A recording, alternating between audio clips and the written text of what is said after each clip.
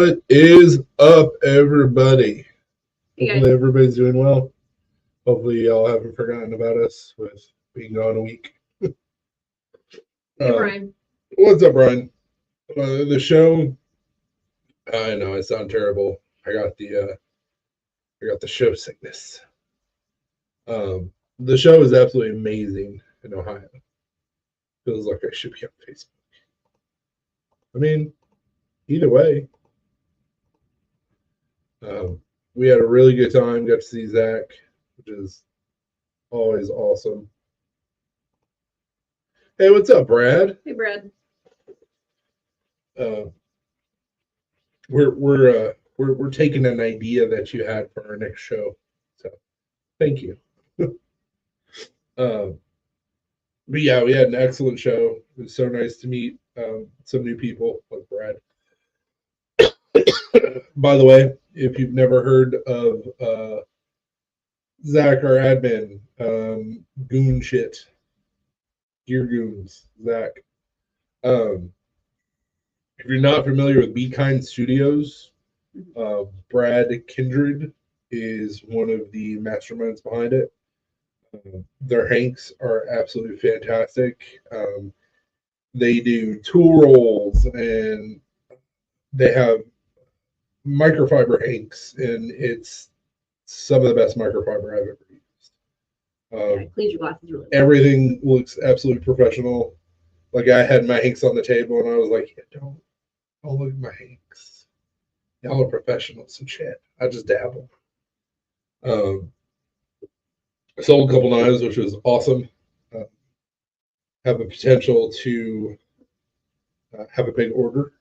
That's always good. Went ahead and paid for our table for next year, so we'll be back up to Spirit. And I'm gonna have some new shiny shit because that's what I do. But yeah, I'm slowly dying. It's fine.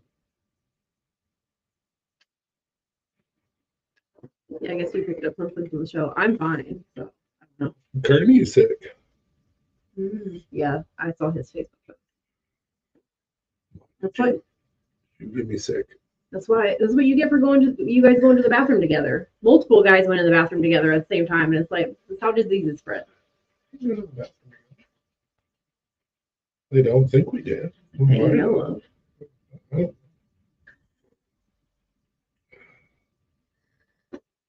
of. If you haven't seen it, I did a drop today on our Facebook page for the St. Patty's Day Black Star.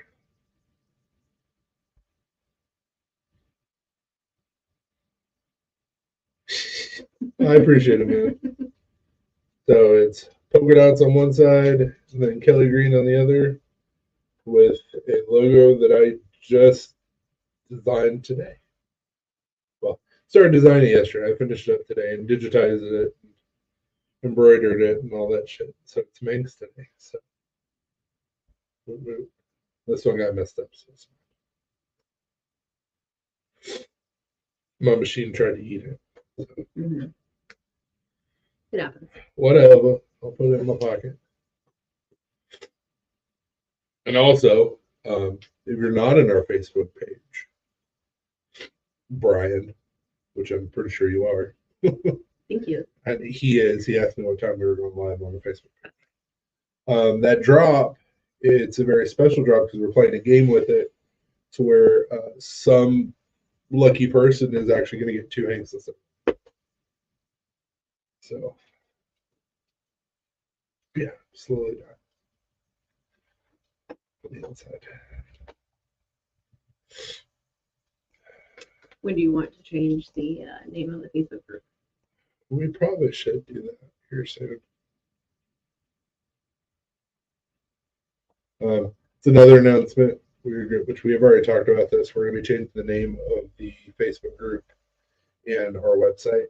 So it's going to be Black Star Designs across the board. No more confusion. At least that's what we're hoping. Yeah.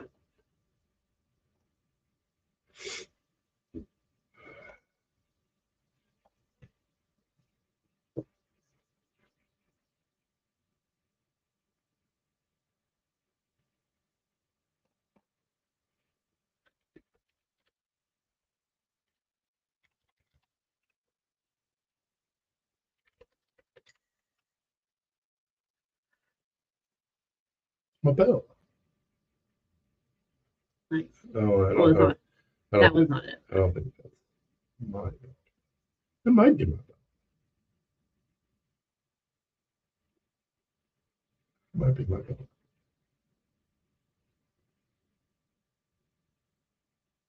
And woman. Yeah, it is my belt. Hmm.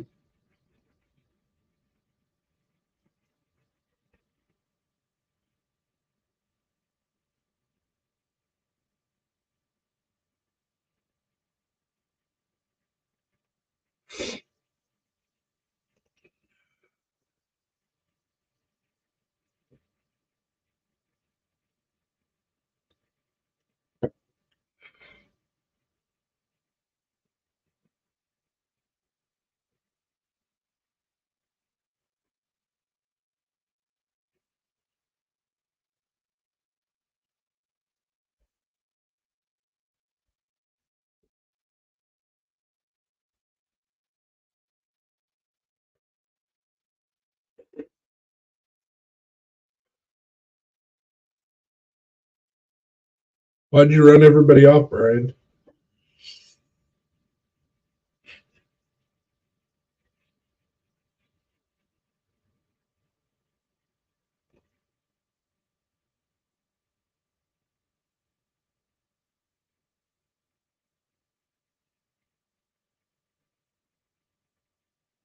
Because I farted.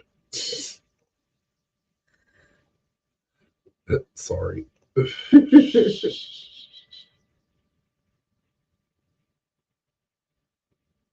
Oh. Sorry for what, Brad? Oh, that maybe that you're sick. I mean, it happens. I typically don't get show sicknesses. I guess this year was my lucky roulette wheel. It happens. I'm gonna practice farting.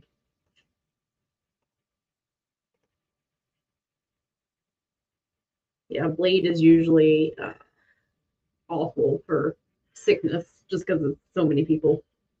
I said for running people off. No, I say Brian, not you, Brad. I don't know if you heard me or not, but I gave you an amazing review. Your Hanks look awesome, and I hope you guys get more eyes on the product that you guys make because it's fantastic. Puts my Hanks to shame.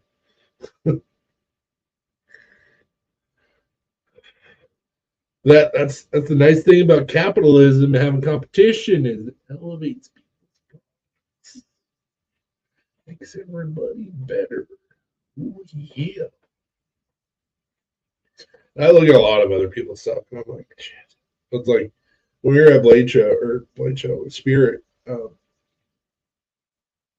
it's a blessing and a curse. Like I'm not gonna say that I'm mad about it because it was done purposefully, but like my knives look completely different from everybody at Spirit. It's a good thing and a bad thing. This year I was fortunate enough where I sold some knives. Last year I didn't sell some. I had a plan though to make a really fancy buoy, and it didn't happen. But I was gonna put my own little twist on it. Tried to, excuse me, tried to kind of match what other people are doing, but it happens. But I've heard over the last 3 years, man, your knives look completely different from everybody else's. Yeah, it's done on purpose, but it also hurts sometimes. Jesus, somebody's bored.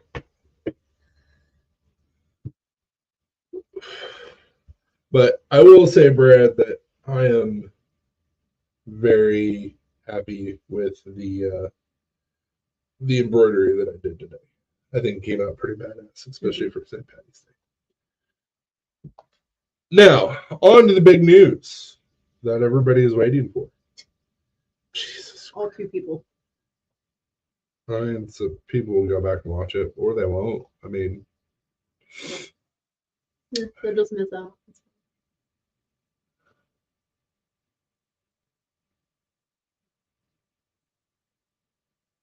Hell yeah, Brad. I like that.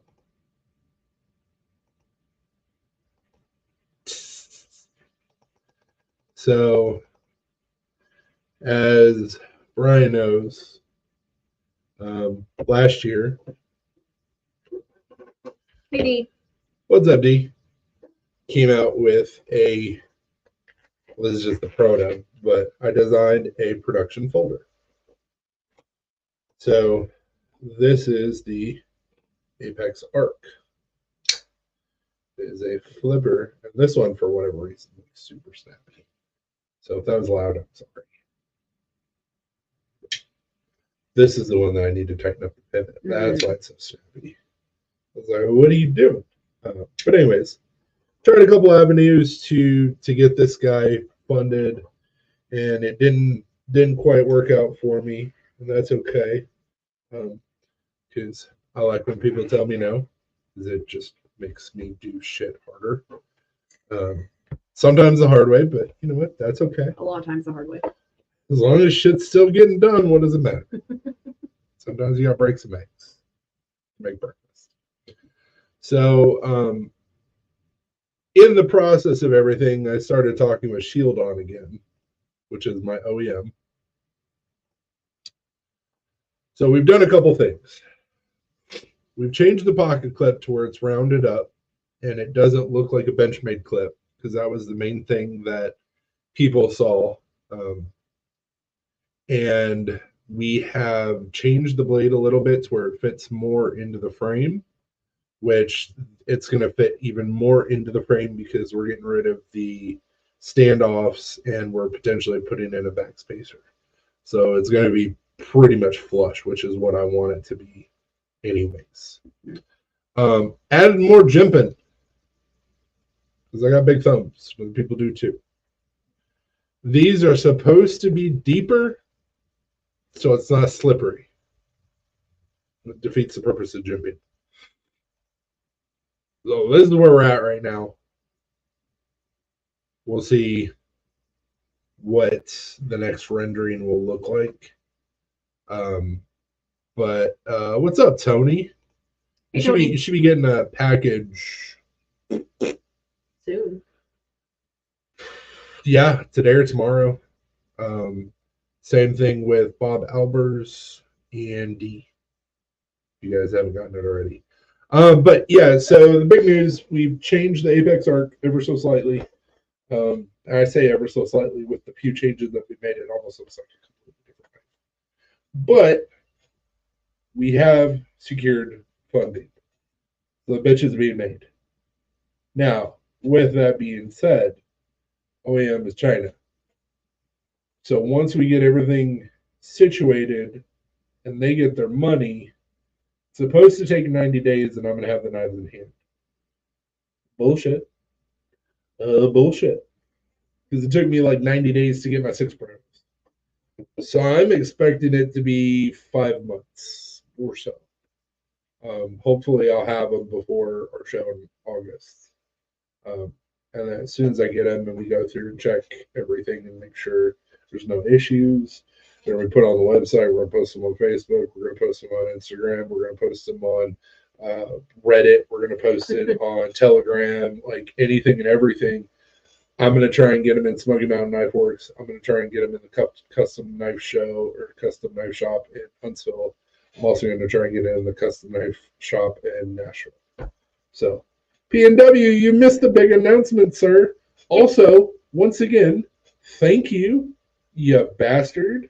And our doggies, thank you. And our kitties, thank you. Dude, they were flipping out.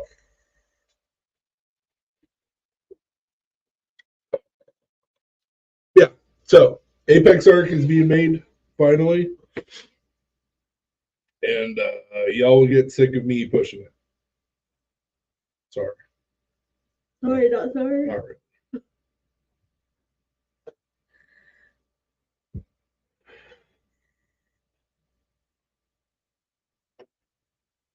Oh, that freaked me out. I thought my bottle was leaking. Yeah. So yeah, once I get all the knives in hand, hopefully we sell them quickly-ish. I'm going to turn around and do a V2. The V2 is going to look exactly like the V1. Only difference is it's going to be a, what's up, Steven? Hey, Steven. It's going to be a liner lock instead of a frame lock. It's going to have OD my card up, and it's going to be a thumb stud instead of a flipper trap. And then people like that, and we keep the shit rolling, and then maybe we'll do a variant of the V2 or V1, or maybe we'll do a V3, or maybe I'll do a drop point. I don't know. I'm just along for the ride. Also, next month, I got to contact James and figure out when.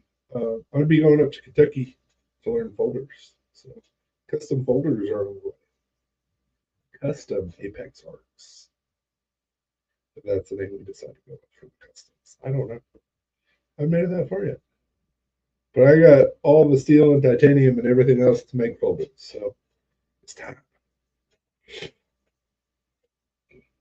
Gain some knowledge, learn some shit, make some shit, sell some shit, do it all again. And not die. Appreciate it, Steven. So what brought you back to EDC, sir?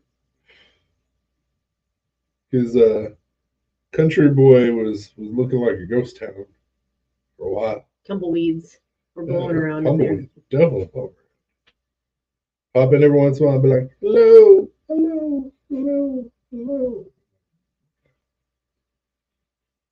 Nobody's here.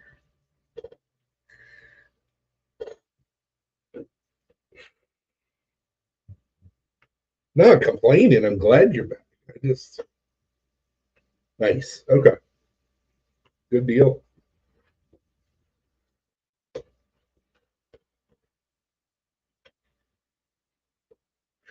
Well, welcome back, sir.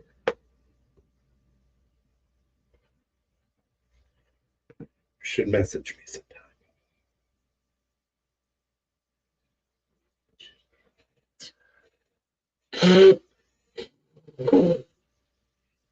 Struggling.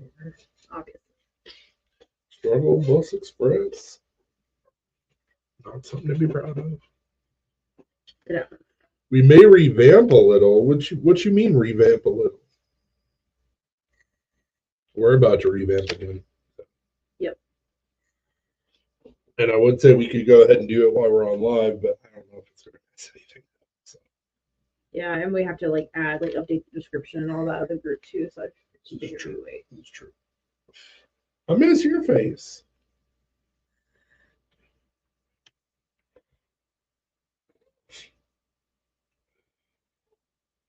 Go to Blade this year. We can actually meet in person.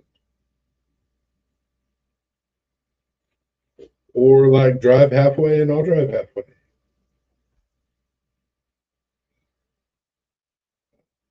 I say that. It'd be a little bit longer for you than me. Yeah.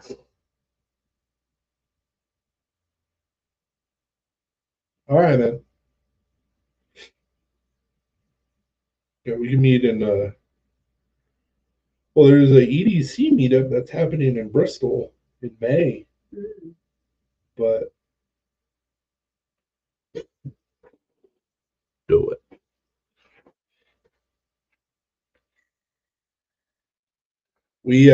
We've only missed one Blade since 2018. Sweet, man. What are you doing now? You're talking about 2020?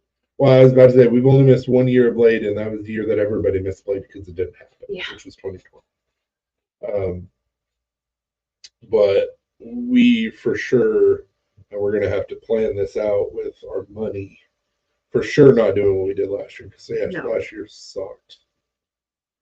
So it only takes us 3.5 hours to get to Blade. So we're like, oh, we'll go down in the morning. We'll do the 1 day pass.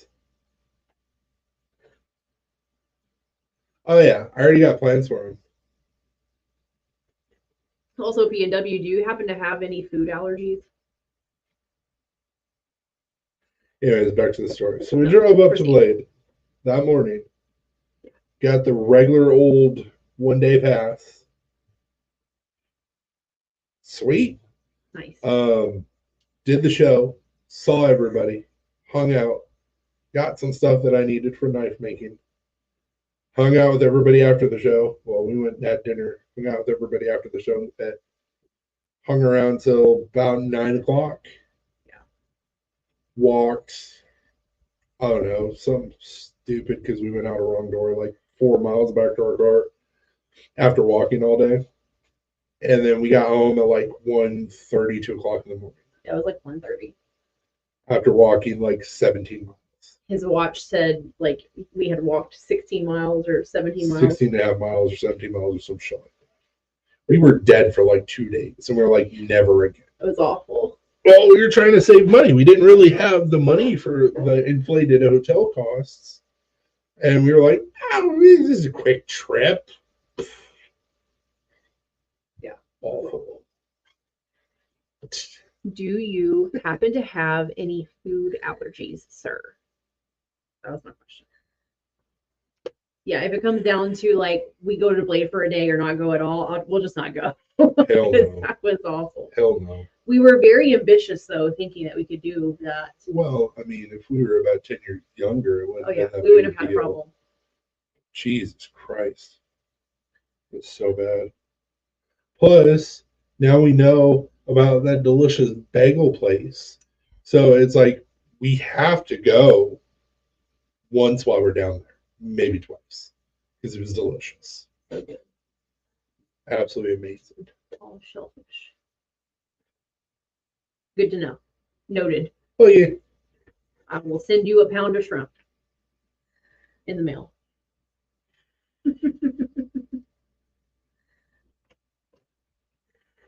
I don't know if shrimp is considered shellfish. I'm assuming so. Yeah. It has a shell.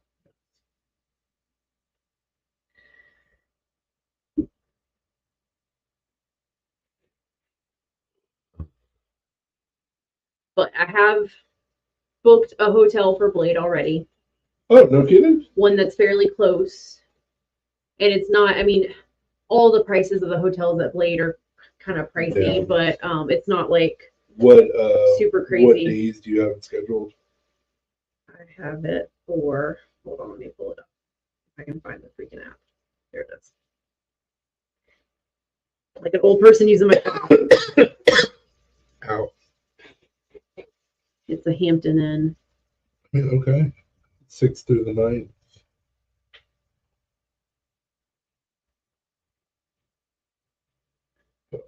Click it again. Click down there at the bottom where it says Friday, March 8th, that little carrot next to it. Oh, Ah, there we go. cool. Wrong way. Too far. Okay. So Thursday through Sunday. Yeah, Yeah. that'll be perfect. Ryan said how much to add a rollaway bed to that room. I mean, I think technically the room that we got can sleep 4 people. We've had people stay with us before in our hotel rooms. It's a king room. Let me look and see if it has because some of the rooms have, you know, a pull-out bed or something. So Yeah, 1 year we ended up getting 2 full-size beds. yeah, We had somebody stay with us.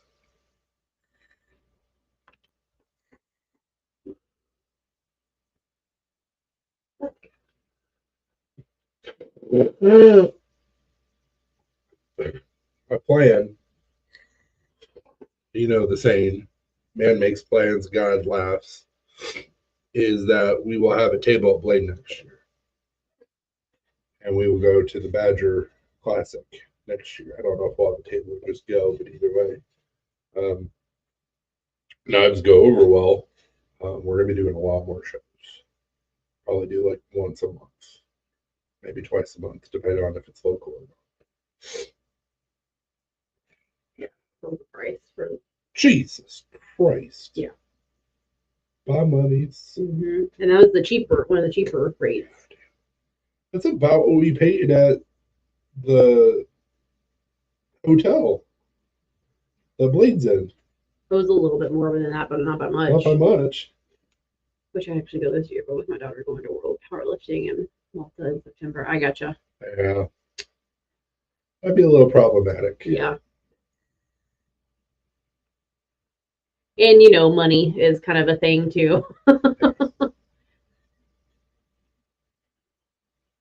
Well, nice thing about that, if you remember correctly, not only will we have your STIP money, we're going to save most of it, but you get a STIP again right after Blade. I'll get it in August. So you got dude. Let me think about this. So Q1 is in. We'll get Q4 this month, and then Q1 I think is in May. So we'll get it before. Well, maybe that's what it was. Maybe it was right before. I can't remember. It was right before or right after. But yeah, yeah. I think we'll get it in May. We'll get Q1 in May, and then Q2 will be in August. Which would be perfect. And then Q3 will be November. So. I'm like, Jesus. Yeah. That's expensive. Yeah.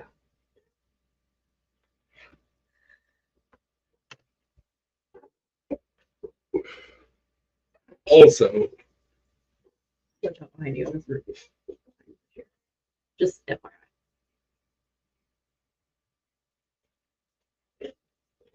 damn dogs.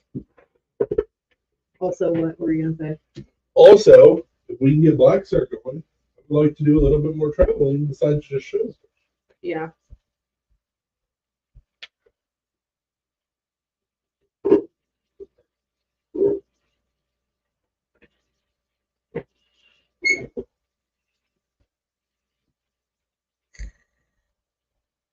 That's the cool part of having a small business that you own. Is if I can do some research, talk with some people, maybe we go to Ireland, but it's a work trip. Maybe I find somebody that I can blacksmith with in Ireland. Oh no. Let's see. Here's the issue with that: is you would have to get on the plane. There's drugs for that. It's fine. Flying up to the PNW this July to visit. Nice. Sweet. Where is he flying from? Anybody want a free dog? Free 99. She's been extra barky. Yeah. Yeah, I'm gonna give you away. You hear me?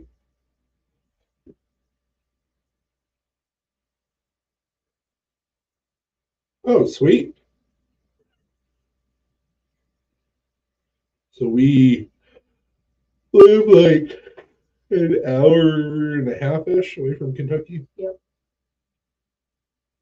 Think about the research and development costs, you know. Exactly.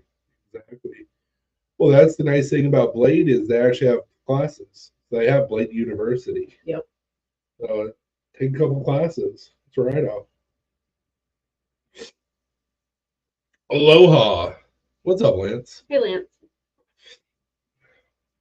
So I, through crazy happenstance, randomly on our way up to Ohio, started thinking about like my dad's side of the family tree, and stumbled across this random early family Facebook group that's out of Kentucky. And I knew that my family was based out of Kentucky, but I just didn't know where. And through that webpage, I came across my third cousin, twice removed, three times removed, something like that. He's basically my dad's age, but he lives in Texas, and his dad wrote a book on our family genealogy, and he's supposed to be sending me a copy of it. But he told me, he was like, dude, just go on to ancestry.com and just start seeing if you can find anything. And once I got past my grandmother and grandfather and great grandfather, it was pretty freaking easy. And I have taken back our family to the first generation here in the U.S. colonies out of Ireland, and then like 3 generations back behind that in England. So I've mapped our ancestry on the early side all the way back to like the 1400s. Shit's addicting. Mm-hmm. I found out that on my grandmother's, on my mom's side, her mom, my mom's mom, that Henry Hudson III is my 11th great uncle. And that's who the Hudson River is named after. There you go. The more you know.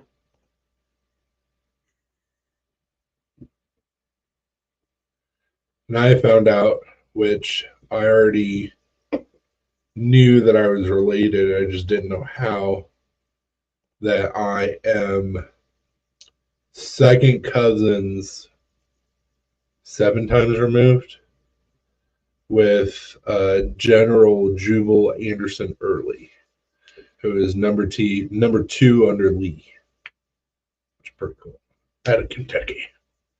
How expensive is Ancestry? Ancestry.com is not expensive.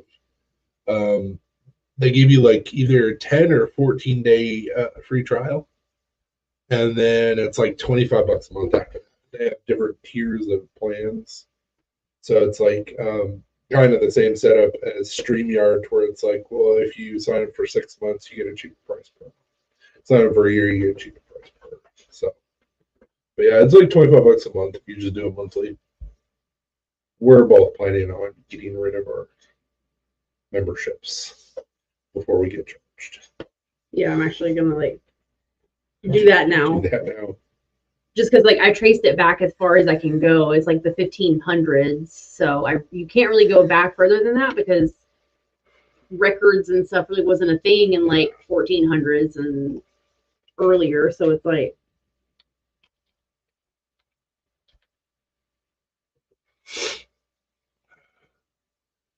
So for those that care,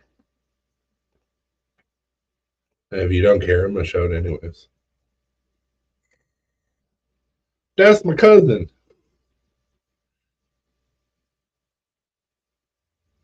And the only reason why I found out about Jubal A. Early was because of a Civil War movie that we watched when I was in elementary school.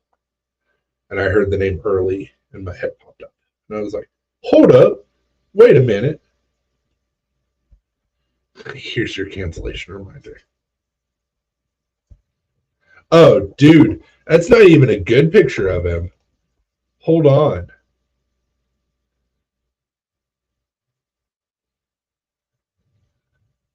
There's a picture, and I don't know if I'm going to be able to find it or not. Because he wasn't very tall. He was like 5 foot something. And I am not seeing the picture, but he was holding 2 pistols and had this long ass beard. And it was majestic. But here is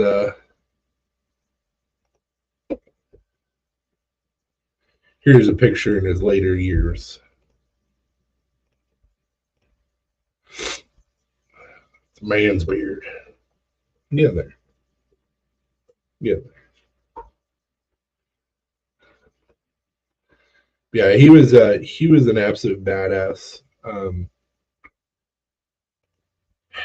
The way that the family splits is that my nice, my 7th great grandfather and his great grandfather were brothers.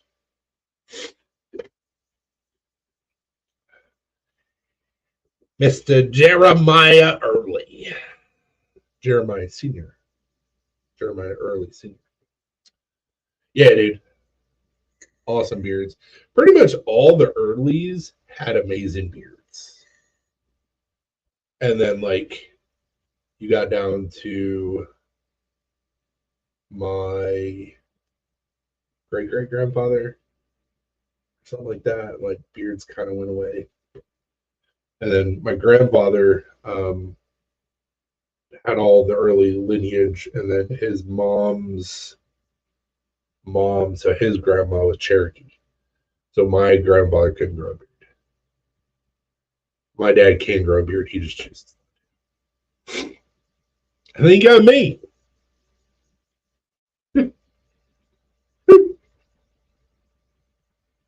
Yeah, it's really interesting stuff.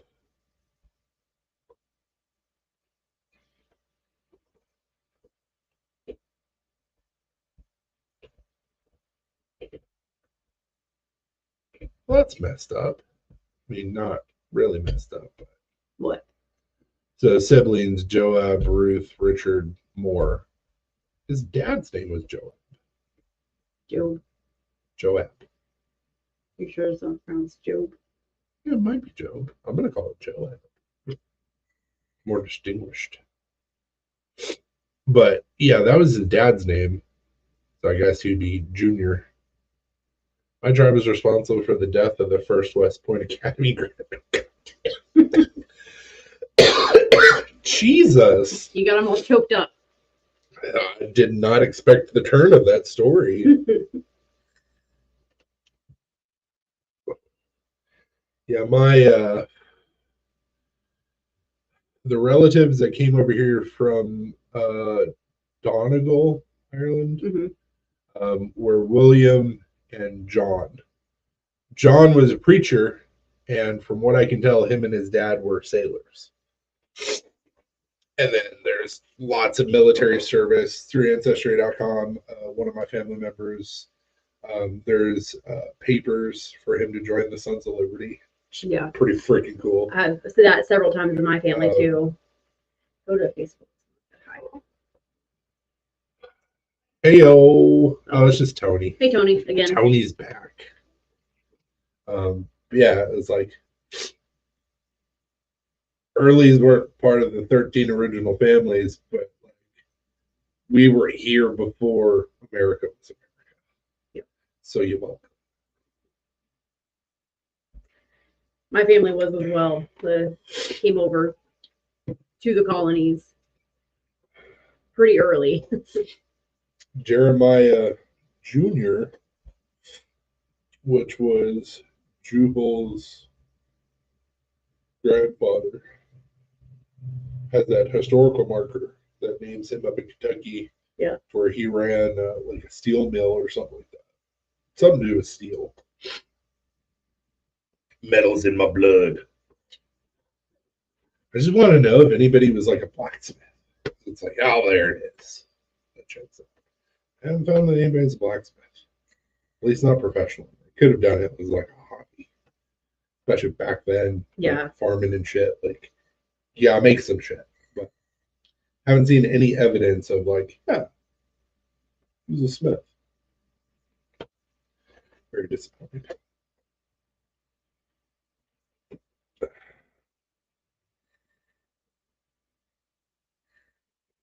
So, Jubal A. Early, who was number 2 underneath Lee, and my cousin Robert actually told me that we had people that fought for the North and the South from the early line, which is crazy. He was such a hard-headed bastard that when the South fell, now there's some contention on whether he went to Canada or Mexico first. But he said, I'm not coming back to this country unless I get a full presidential pardon. Left. Went to a whole other country. Which I would be willing to bet that I have family in both Mexico and Canada. Probably. I'd be willing to bet. Distant family, but whatever. So he stayed out of the country for a couple years. And then decided to come through and see how everything was going, and then went to the other country, still saying, I want a presidential pardon. He got a presidential pardon, moved to Virginia, to where I think he became a doctor. I don't know if it was like a medical doctor or just a doctorate. And he started practicing like politics and law and shit like that. So I guess he became a lawyer. And so the historical society there is named after Jubilee. Really. It's kind of cool. But nobody cares about it but me, which is fine. Okay.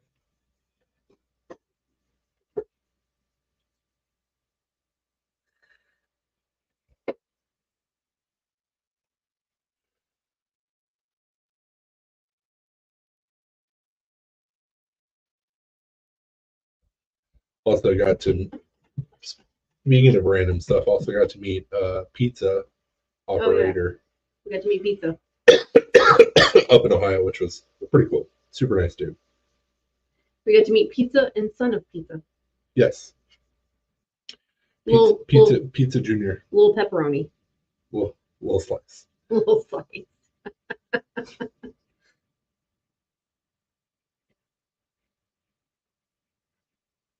If I played Dying Light, I played the first one. And it was hard. I liked it. It was just hard. I would totally get the second one, but my PS4 only works when it wants to work, so I haven't even tried to boot it up in probably a year. And we haven't had PS5. So. No. Yeah. Plus, I've been busy trying to make shit. Speaking of, we have new St. Patty's Hanks. Shameless plug. Drop is on the webpage. And somebody will get a free Hank.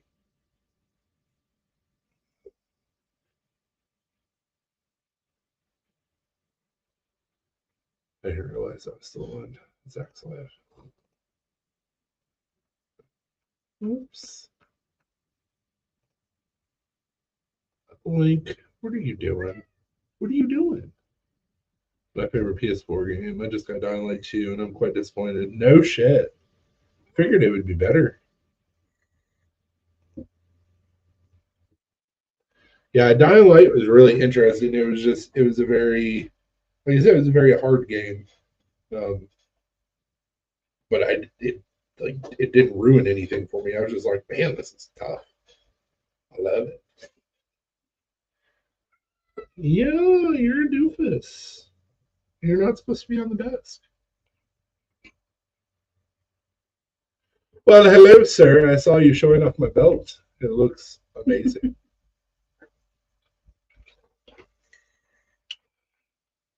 Told Lena about that clip organizer as well. And I was like, so I'm gonna have a utility belt. Yes. Jesus. I don't even have that much time into Fallout 4. But I also put myself into a corner with Fallout 4. So. Just to let you know, if you're curious, you can't take the commander of the Brotherhood Steel's jacket or blow up the blimp. Trust me, can't do it. Are you banned from that community now? It's not in the game's code. No, I'm not banned or anything. Like I was smart enough to where I saved it, tried it, failed, and then just restarted my game. Yeah, dude, it looks awesome. I love it. Yes, it's gonna be my first custom belt. He's been very excited about this all day today. Hell yeah. Hell yeah. I like a good quality product. What game, Brad?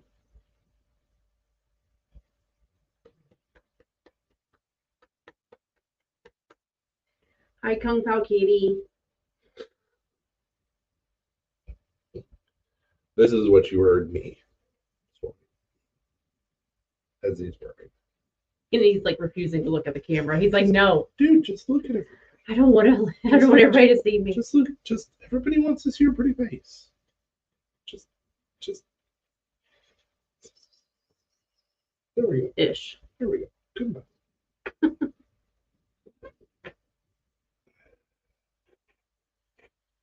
Assassin's Creed and COD. Nice. I got tired of COD, man. I used to play it religiously. I used to buy every game, even though they're selling you the same game over and over and over again. I did it all. And after, I don't know, 2 years of playing, what was it called? Warzone? Yeah.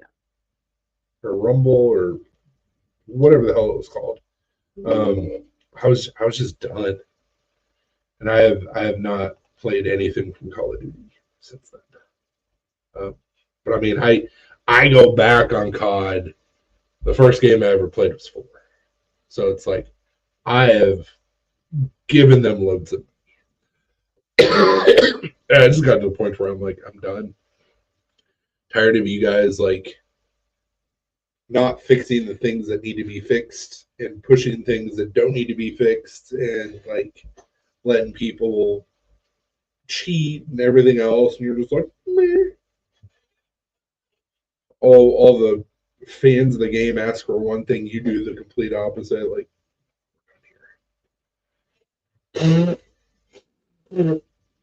when they started implementing Halo elements in the game, that's where the downturn started.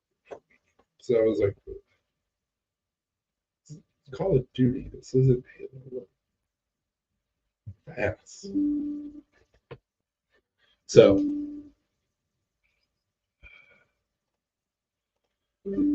I really liked Black Flag and Assassin's Creed 3. They were 2 of my favorites.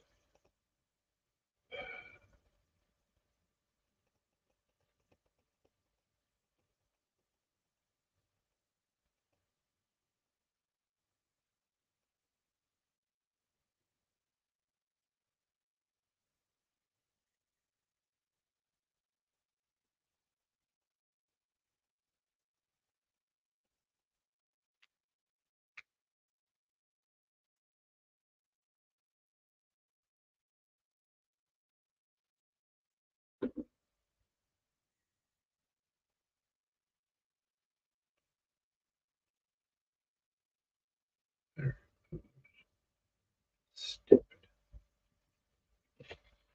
It's like why we can't have anything nice because nobody can make a goddamn decision. Well, yeah. We're going to do this, but now we're going to do this. No.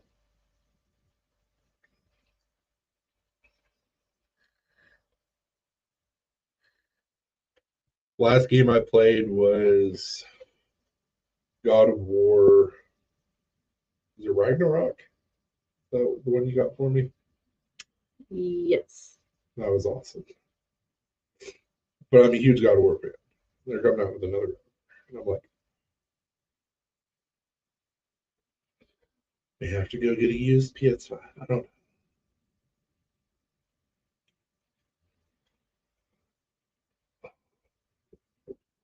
I think I'm gonna pour myself some now that I've hydrated.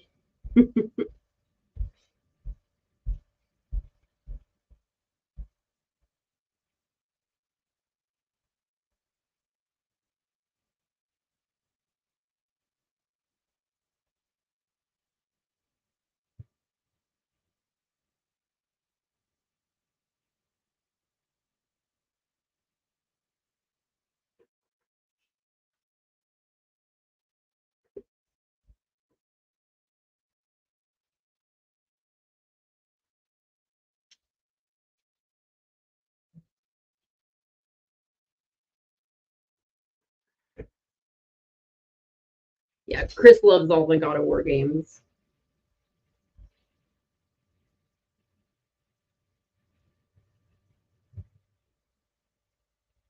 Movie.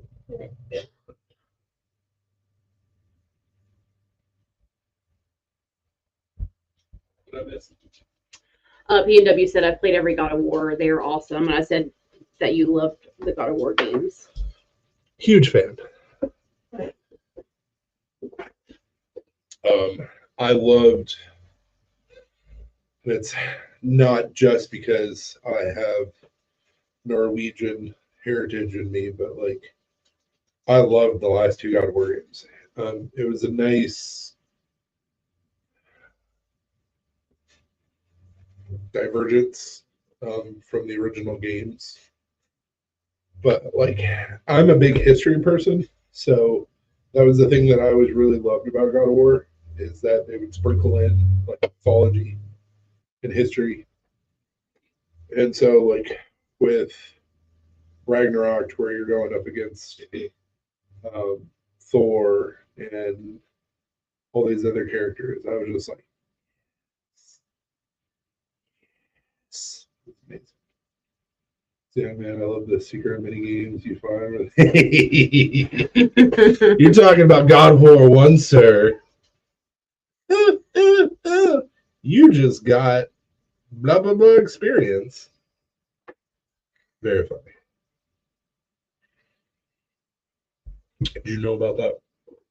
I think so. I think you had told me about it. Yeah, God of War 1, you have a little cutscene where you can lay with a woman, and then the camera pans away, and you just hear her go, and then it's done, and it pans back, and it's like, you just gained blah blah blah experience. 1, 2, and 3. What? That was just the first one. Where is it at in 3? Don't tell me it's one of the Titans. Kronos. Oh, God.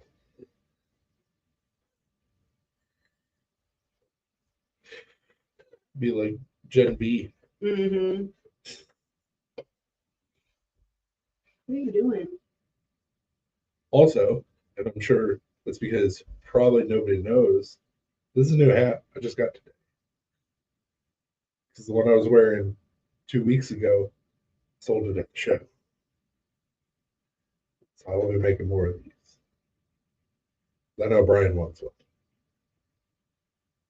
Why do you look scared? Also thinking about making this a little bit smaller and putting it on. I think that would look bad. Yeah. I just don't know how well that knot work would sew if it's smaller. Well, I can get away with it. What's your deal? Do you have full body? Okay, crazy hair. I think I could get away with it. That size. Yeah. I think I have it like 2.5 inches tall. Maybe it's wide. I don't know. There's one under a water fountain in 2 and one in the pool in 3. No shit. That's kind of cool. Yeah, God of War 3 like blew my mind just because the graphics were so beautiful. Or was it God of War 4?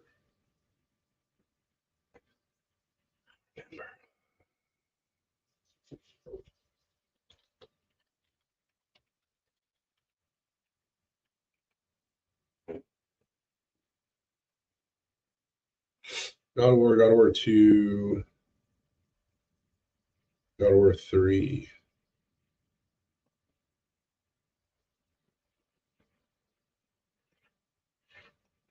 So no, it was God of War 3. Just riding on the back of Gaia as she's climbing Mount Olympus. Such a cool scene. Yeah, dude, they were so good.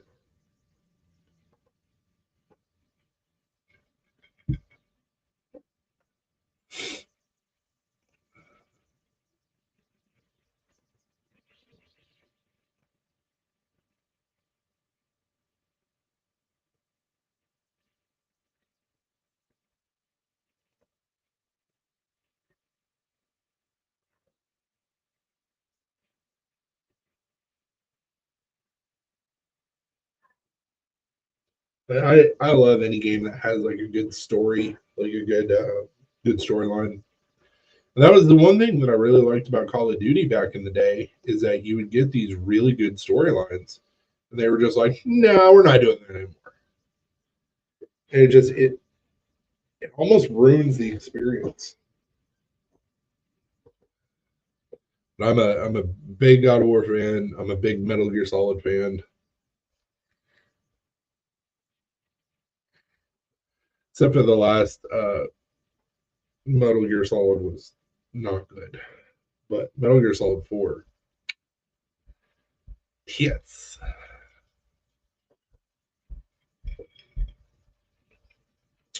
I was standing there letting the dogs out, and I guess Penelope was cleaning herself, but she got her collar stuck in her mouth, and then she was over there going. And then by the time I noticed what was going on and went to go help her, she got it unstuck, and I was like, "You do I think that were. I wish the game was Dad of War. That'd be amazing. Yeah, God of War and God of War Ragnarok were really, really good. It was a nice deviation from the original story. Dad of War." He just wears his like Well, I mean, his New Balances. he's not wrong because you're Atreus' dad. Hey, welcome, T-Fetch. Hey T. So it's literally you and your son. So, I mean, it is down. He's just constantly yelling at Atreus. Don't do that. Get out of there. Go this way. It's literally God of War 4. Just yelling at Atreus. Why are you building a fire? You displease the gods. He's just wearing his jorts and white New Balances dad hat.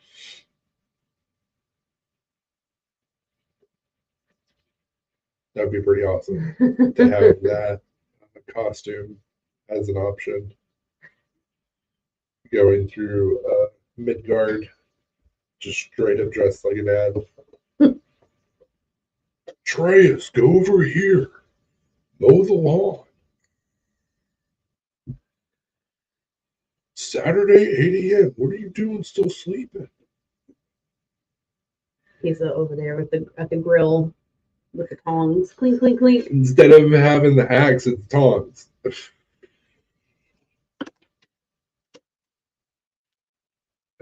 Any execs listening out there, we need a Dad of War game. That'd be amazing. Still same voice actor. Mm-hmm. Same look and everything. Same look and everything, just dad attire. Yeah. I would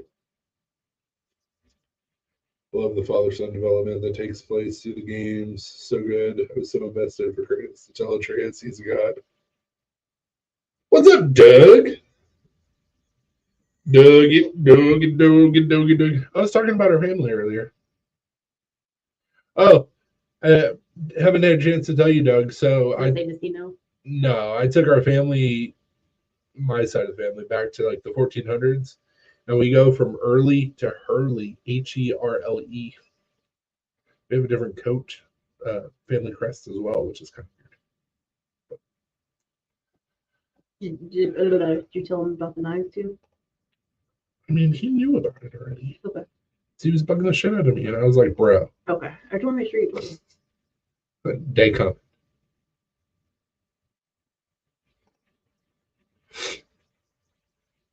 So this is what we've done so far, Doug. Yeah, dude, it's ridiculous. So we have a new pocket clip that's rounded over. We have more jimping. We are actually going to take the standoffs off, and it's going to be a possibly backspacer, so the blade sits more flush. The jimping is also going to be deeper, hopefully, so it actually works as jimping. Other than that, no, it's exactly the same. I mean, you're not wrong, but you messaged me like 4 times. Now, in your defense, it was spanned over like 8 months, but it felt like it was 2. No, you're good, man. I'm just giving you shit because you're my cut. Oh, but he's like, you motherfucker, I only messaged you Fuck this shit. 4. I'm just giving you hell because I can.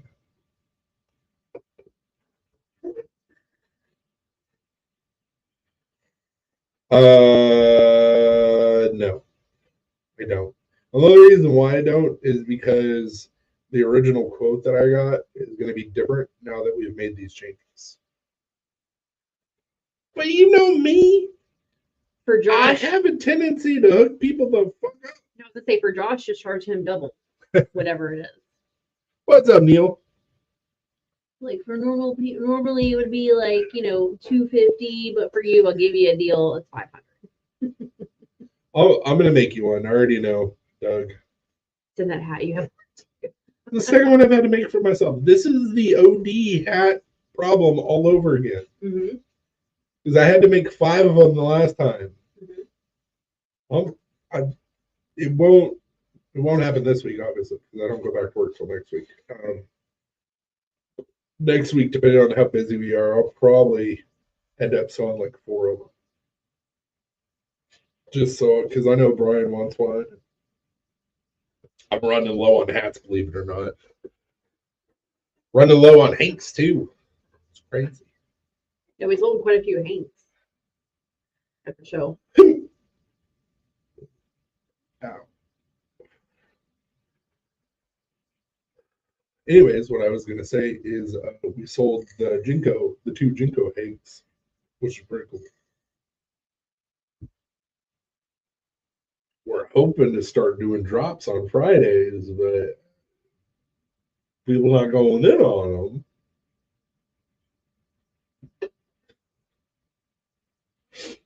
I can't believe that nobody is willing to gamble that they're going to get 2 for the price of 1. Mm-hmm. Can't believe that. Boggles my mind. Blobs your mind. Well, my brain was trying to say blow and boggle at the same time. So bloggles my mind. That's worse. You're right.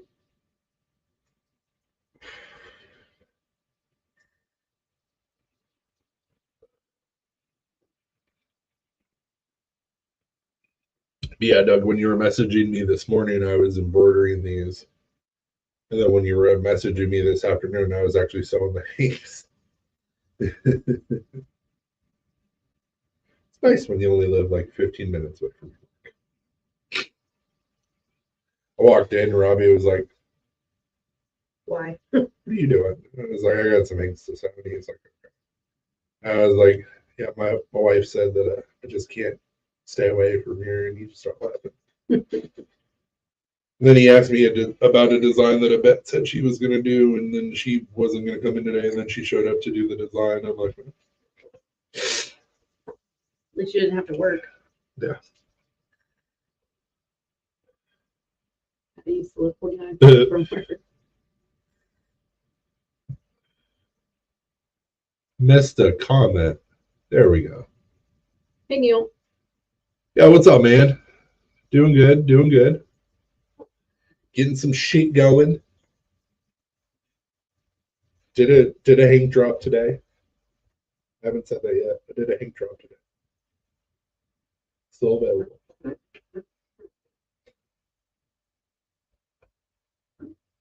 We had a really good show in Ohio. Got some really cool handle material that I didn't even need. Also didn't know that I'd be getting more wood from B&W. So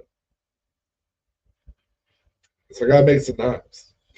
Okay, now you have plenty of different options for Which I'm scales. probably gonna be getting some more when we go to plate. I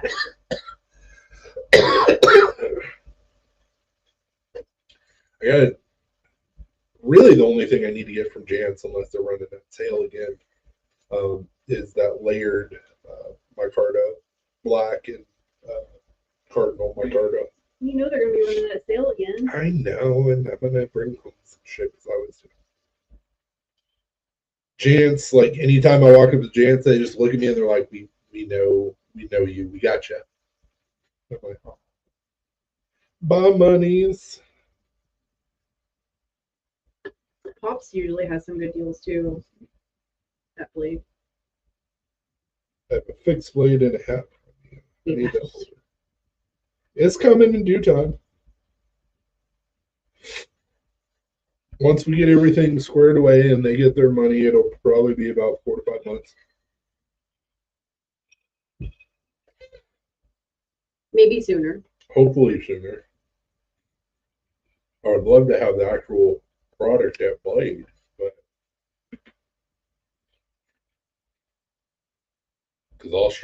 a trench coat spot. Tom for sale. What's your name?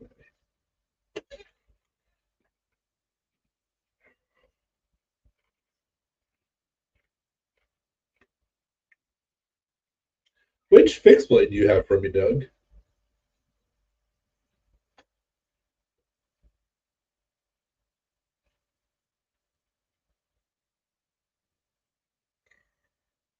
I think we were talking about that a while ago. But yeah, I'll talk with anybody. If I don't know, I'll just tell you I don't know, and I'll point you in the right direction. I don't know everything, but I know a lot. I know a little about a lot of things. A small kind of sheep's foot, reddish wood handle, 80 CRV2. Okay, sounds like you got the Vertex.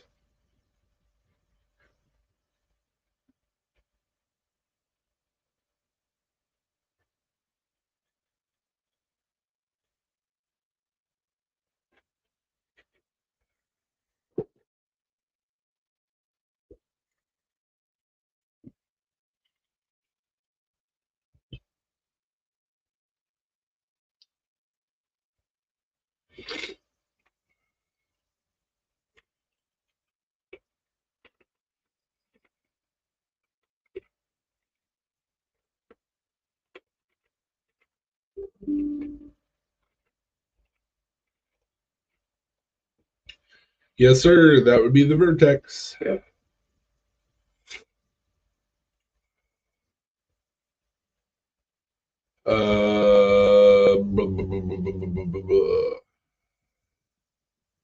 That looks like marble wood, maybe. It should definitely say it on the COA. And that's a newer version too, where I started doing the thumb ramp or the thumb drop off instead of the actual like thumb ramp instead of the thumb choil. And I did that so it stopped snagging on the Kydex.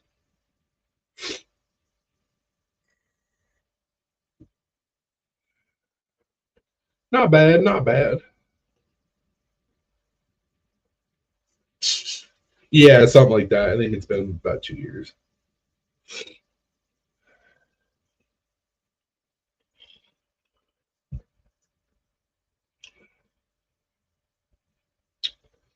I am subscribed to them.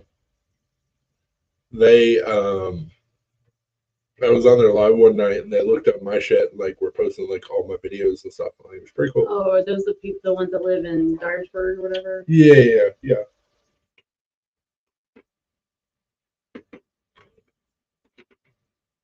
Yeah, they actually only live like a couple hours away from us. Yeah, they don't live that far. We used to live out that way a long time ago.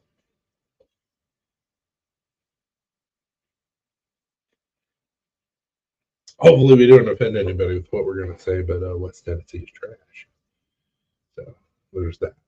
Not saying there's not good people out there, just in general. Yeah, West I'm Tennessee, not really a fan West of Tennessee is awful. It's like really weird because it's very flat on the Yeah. western side of the state. Flat So, and marshy. yeah, so like there's just not much there, and I don't know, it's different. It feels different on. Doesn't even feel like Tennessee. It doesn't. Like Middle and East Tennessee, fine, I'm fine with that, but West Tennessee, no. And I'm from Tennessee, so I can say that.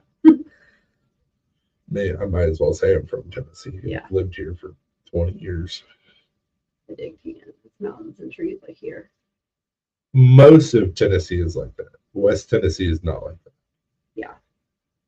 And Doug, I was born in Washington, so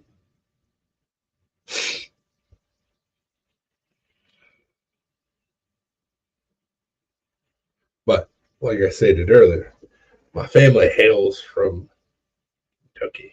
So Eastern Kentucky. Eastern Kentucky. Mountains. You probably are a fan. How many times do I have to tell you? I was born in Washington. Doesn't mean that like my family's from Washington. My dad was in the Army.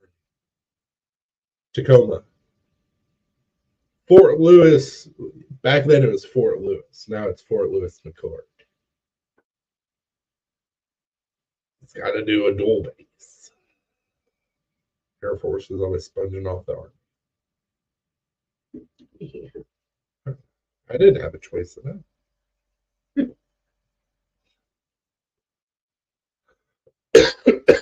My godmother still lives up in Washington.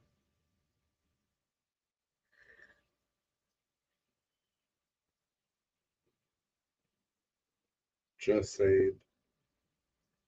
Just saying what? Yeah, it's like, what are you just saying? I think you missed a comment. Just saying. Sure. Okay. I don't know what you're just saying, but I appreciate your chutzpah.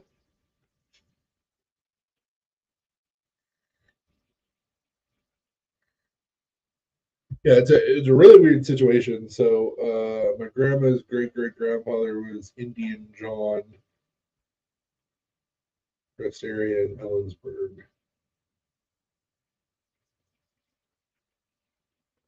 Sure. My comment about La Crosse, Wisconsin. What about La Crosse, Wisconsin? Yeah, I didn't see a comment about We didn't see a comment about Wisconsin. And also, watch your words, sir. As I claim Wisconsin as home, sir. Go to YouTube and see if it shows up there.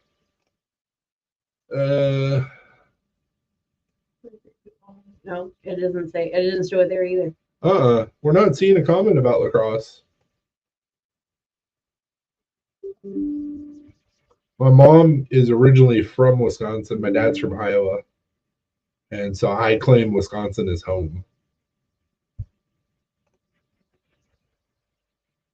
He was a famous Injun.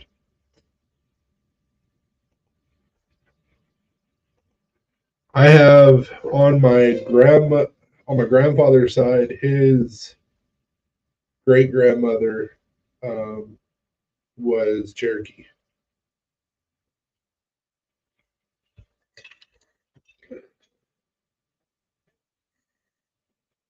Nice.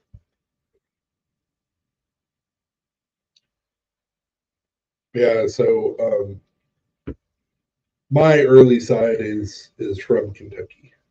I don't know if it's Whitley or Whiteley County, probably Whitley, but it's Eastern Kentucky. It's Williamsburg, Corbin, where like they all hail from.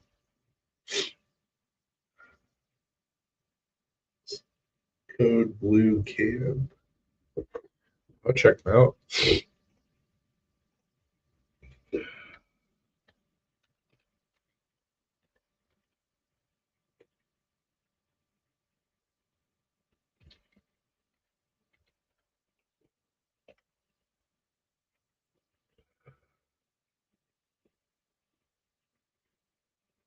Oh shit!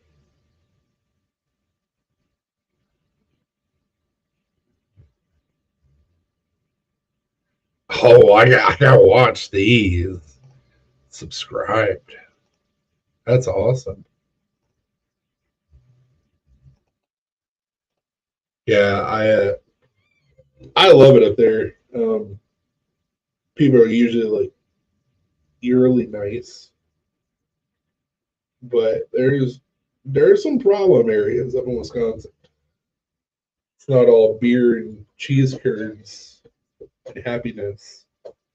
But it should be. It used to be.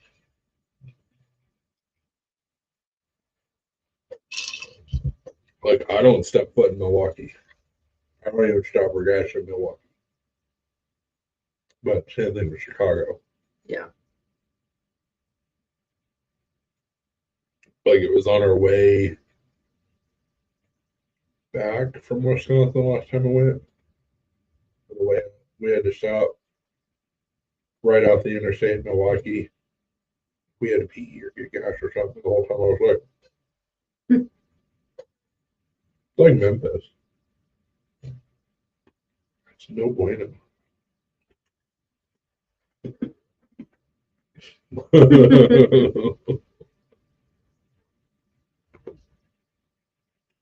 At one time, I had family in La Crosse. I don't know that I still have any family. At one time, I had family in Chicago. I don't think I have any family in Chicago.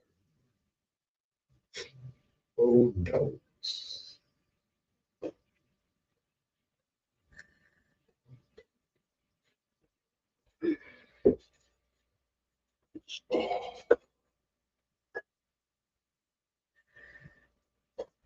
Yeah, super excited to get these knives done. Get knives in hands. Hopefully, everybody likes them. We're going to do big things. It's going to be presidential. It's going to be huge. I've got like 4 variations of it or something like that. 5 variations. I don't know.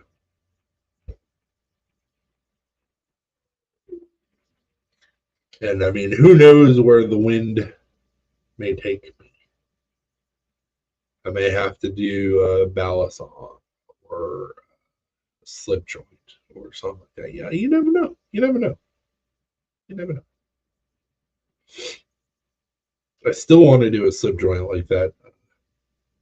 Is it elephant hoof or elephant paw or whatever the hell it's called, where it's big old chunky blade? I think that would be pretty badass. But first things first, we gotta do the baby steps. Yeah, Doug, I was saying earlier, next month I'm going to be going up to Kentucky. James and Rebecca of Maverick Customs going to be teaching me how to make a custom folder. So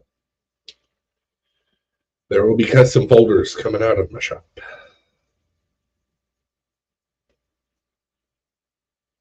I have an idea to make a new type of slip joint that came to me while we were up in Ohio.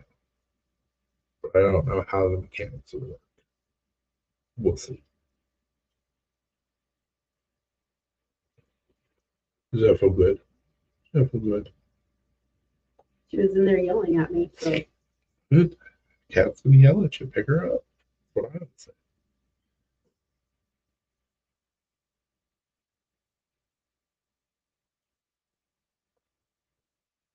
And it's so funny because like this little girl, like she's the most ferocious out of the bunch.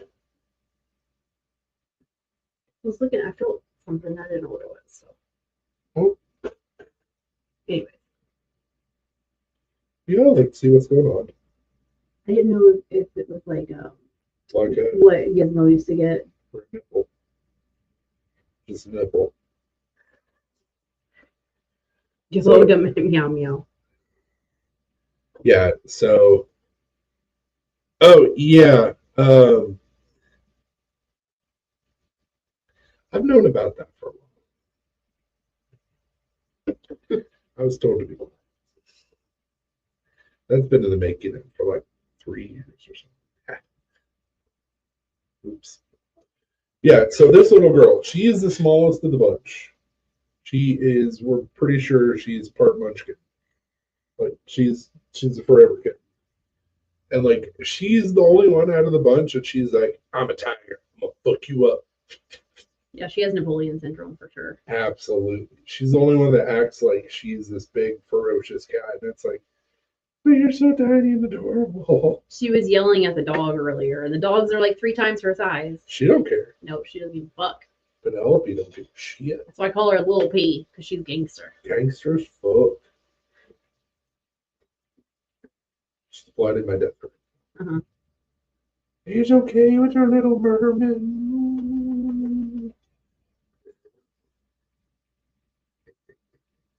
It's so adorable when she gets mad. I'm putting you over here. You gotta let go. Go on my shirt. Jesus. Well, you can't lay behind the chair. So my idea for a slip joint is to do a slip joint without the spine bar and to have a barrel detent mechanism.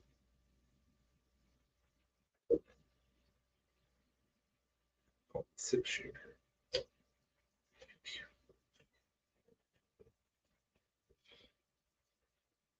Can't call it that because everything's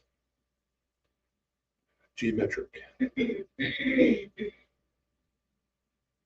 can call it the circumference, maybe.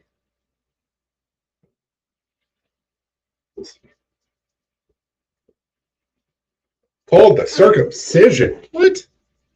You guys are crazy.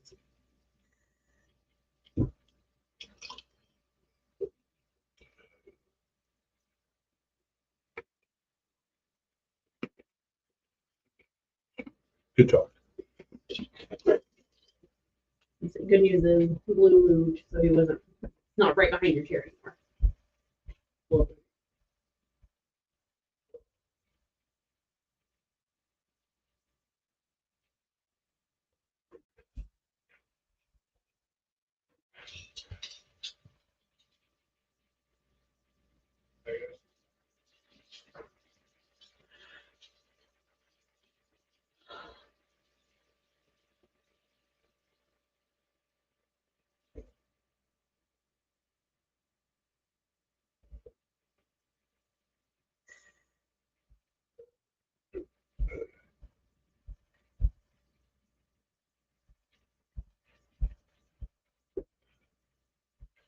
Really? nothing. No comments? Nope. Oh, here we go. Bought an iPhone spring. Okay. And purchased another summer. I got my hands in on the orange and black lace. Probably the last CDC knife I buy. Why probably the last CDC knife you'll buy?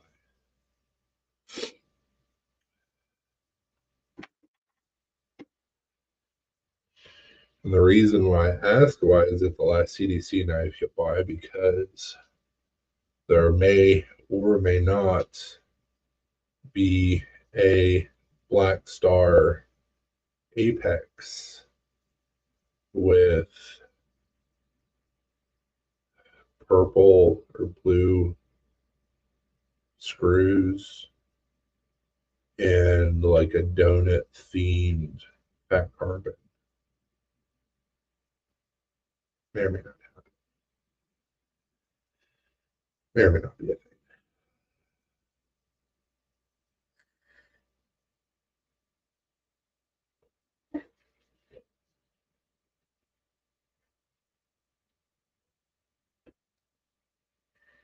Where do you send my slots? I don't remember what the model is, but while we were up in Ohio, I got the Proto fixed blade from Zach. And so that way I'll be able to see what size I need to go with. Um, and then I just got to figure out what steel I'm doing it out of and come up with a quote. Yeah. So like I said, why you saying last CDC knife? If you need to PM me, that's fine. I'm curious.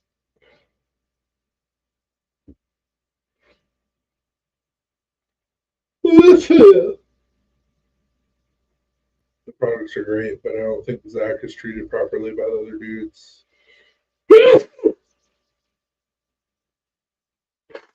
There's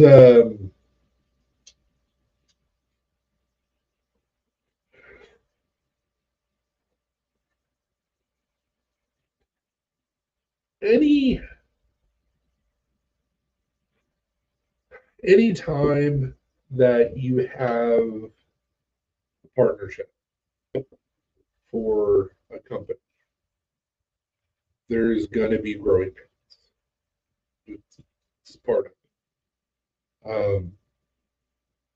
How partners decide to deal with that makes a huge difference on the success or downfall of the company.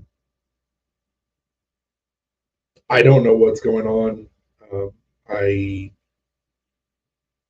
don't have a pig in that farm. So I thought you were going to say a pig in that race. Pig in that fight.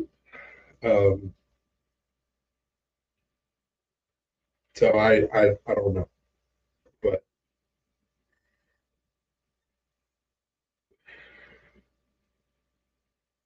all I know is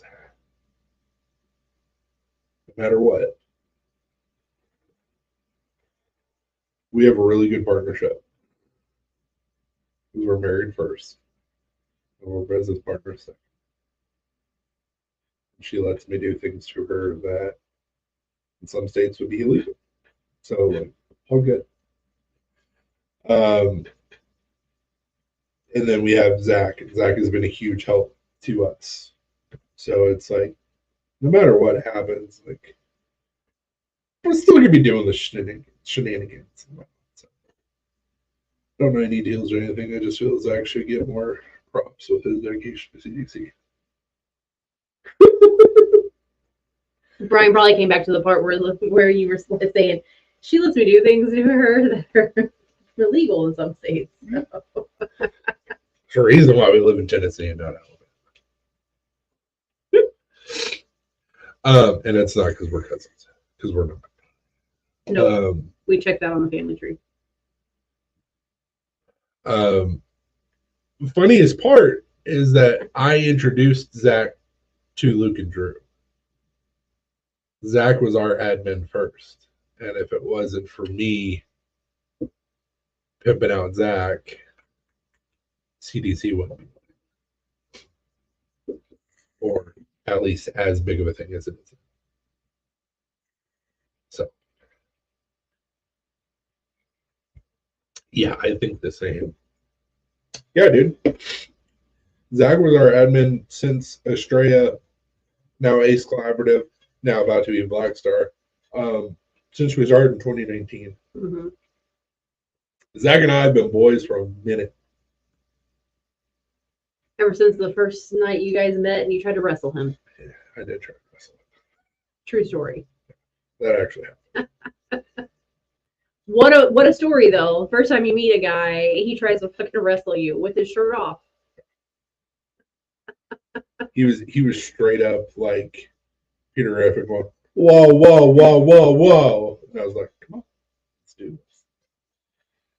I was also younger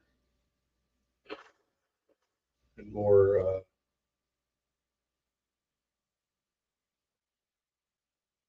lubricated. That's a weird word to choose.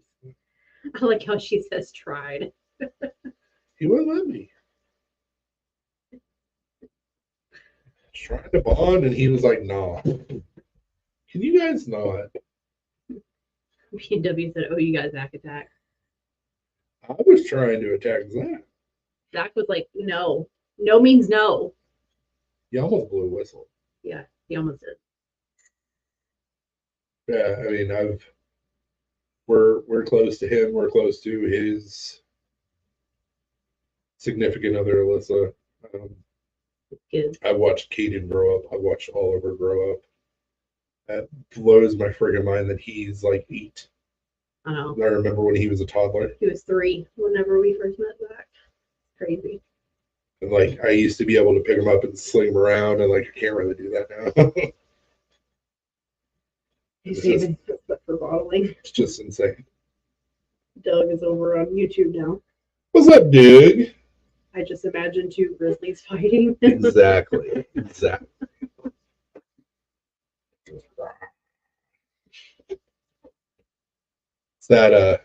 video that got really popular on YouTube where the guy tries to fight the grizzly bear and then ends up kicking the grizzly bear in the balls. The bear is like, oh. Well, hi, Maddie. Hi, Maddie. Hey, Maddie, I would like to get your opinion on some stuffs and whatnots. So we are officially doing the Apex arc. Some changes have been made, and some changes probably will happen again.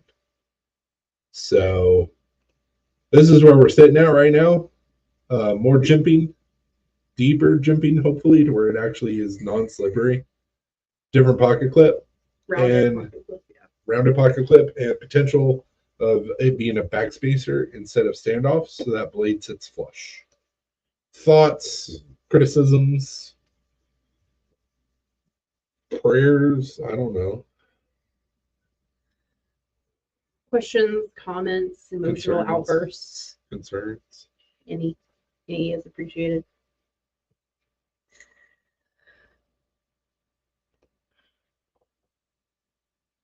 Almost looks more aggressive between the pocket clip and the I jimping, would say the jumping, which I'm not mad about. Yeah, dude.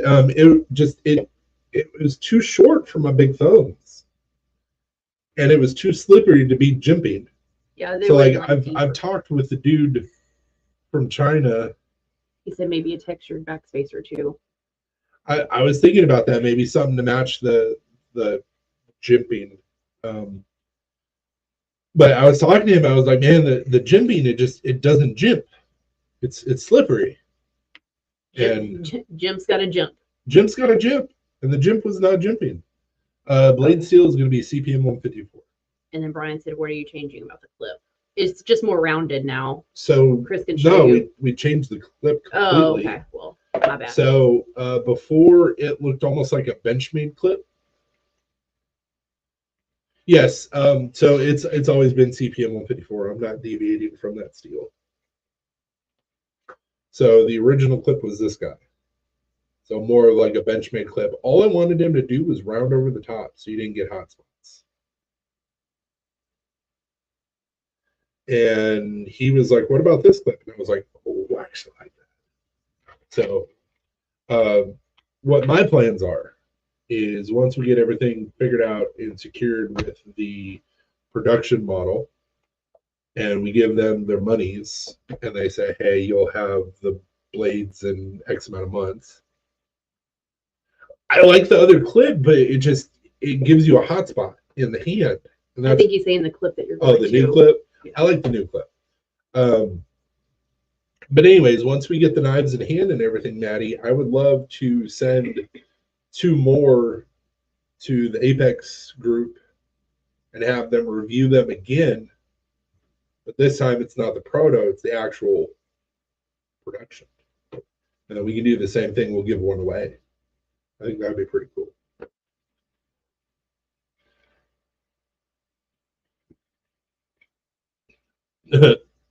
You just missed it, man. I was showing off my production knife.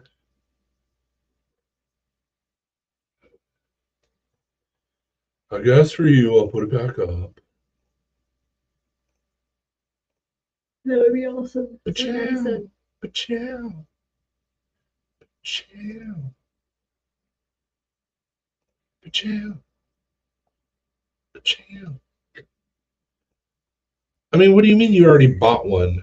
What are you crying about? I don't know what the price point's going to be. I have an idea in my head of what it's going to be, but because we're making changes, my quote's going to change. And then we're doing a fancy schmancy box, which adds to it.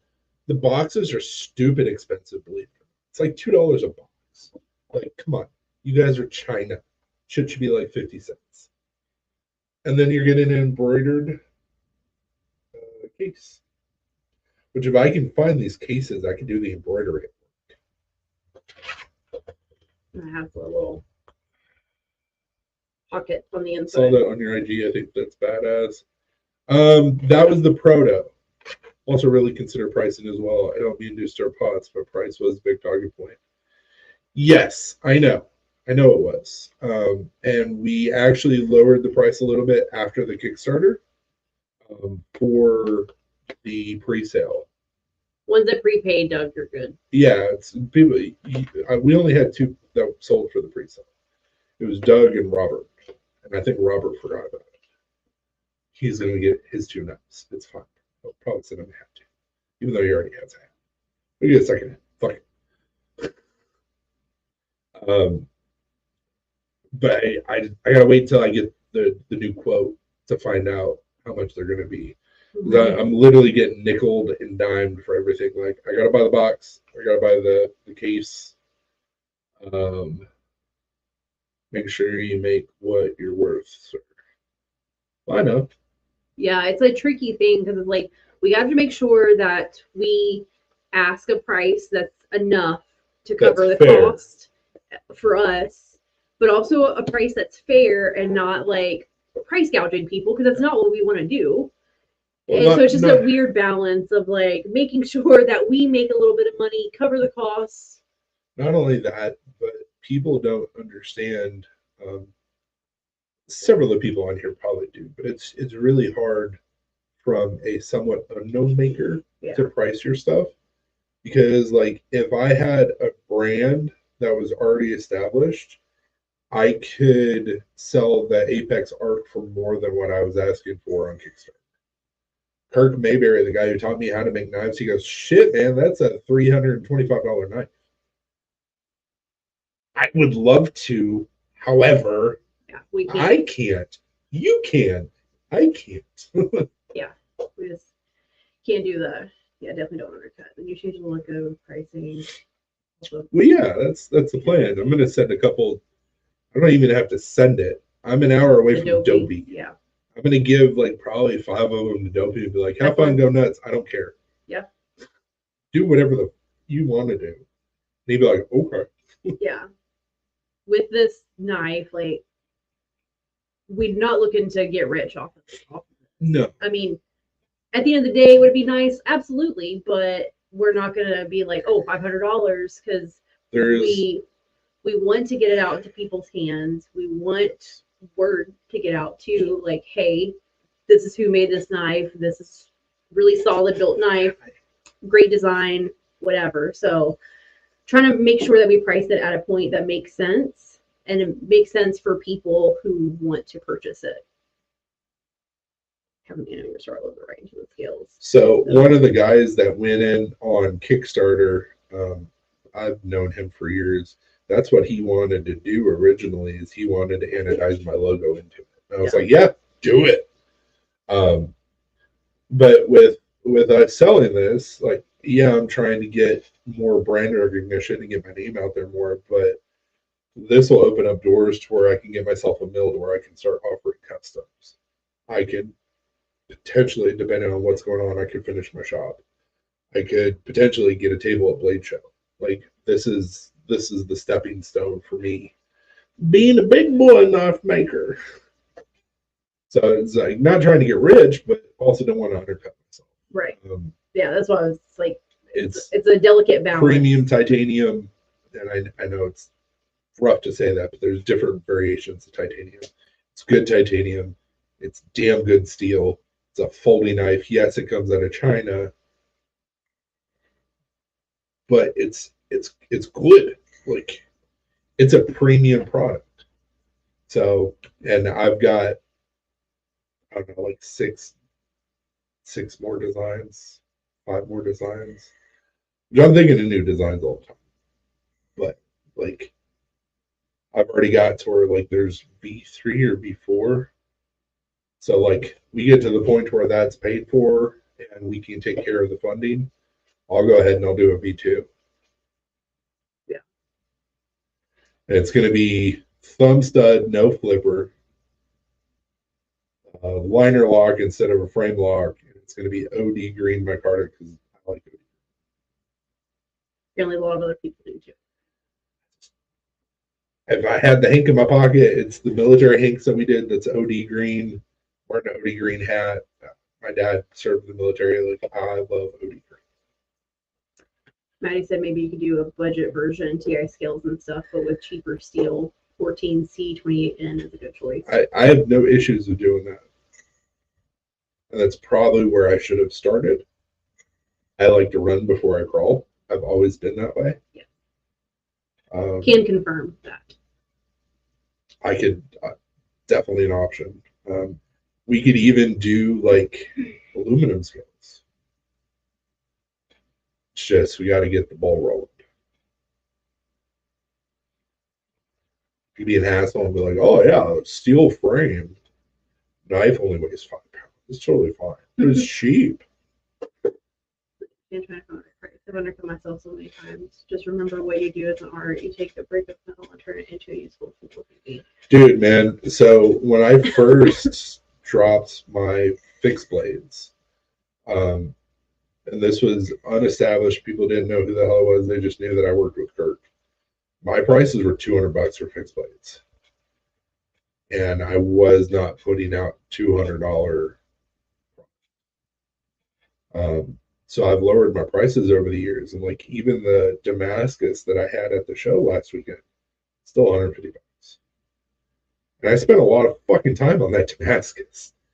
And it still makes me sick that dude got the knife for me at the price. But hopefully something comes of it. Hopefully.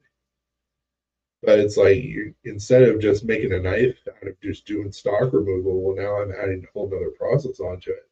And I'm trying to make sure that I don't have DLAMs and everything else. And like it takes time. Damascus is really addicting and it's really fun to do, but god damn does it suck to clean. Because anytime you forge something, you get forge scale. Well, you get like uber forge scale with Damascus. It's the worst. I think the Apex was 160, 180.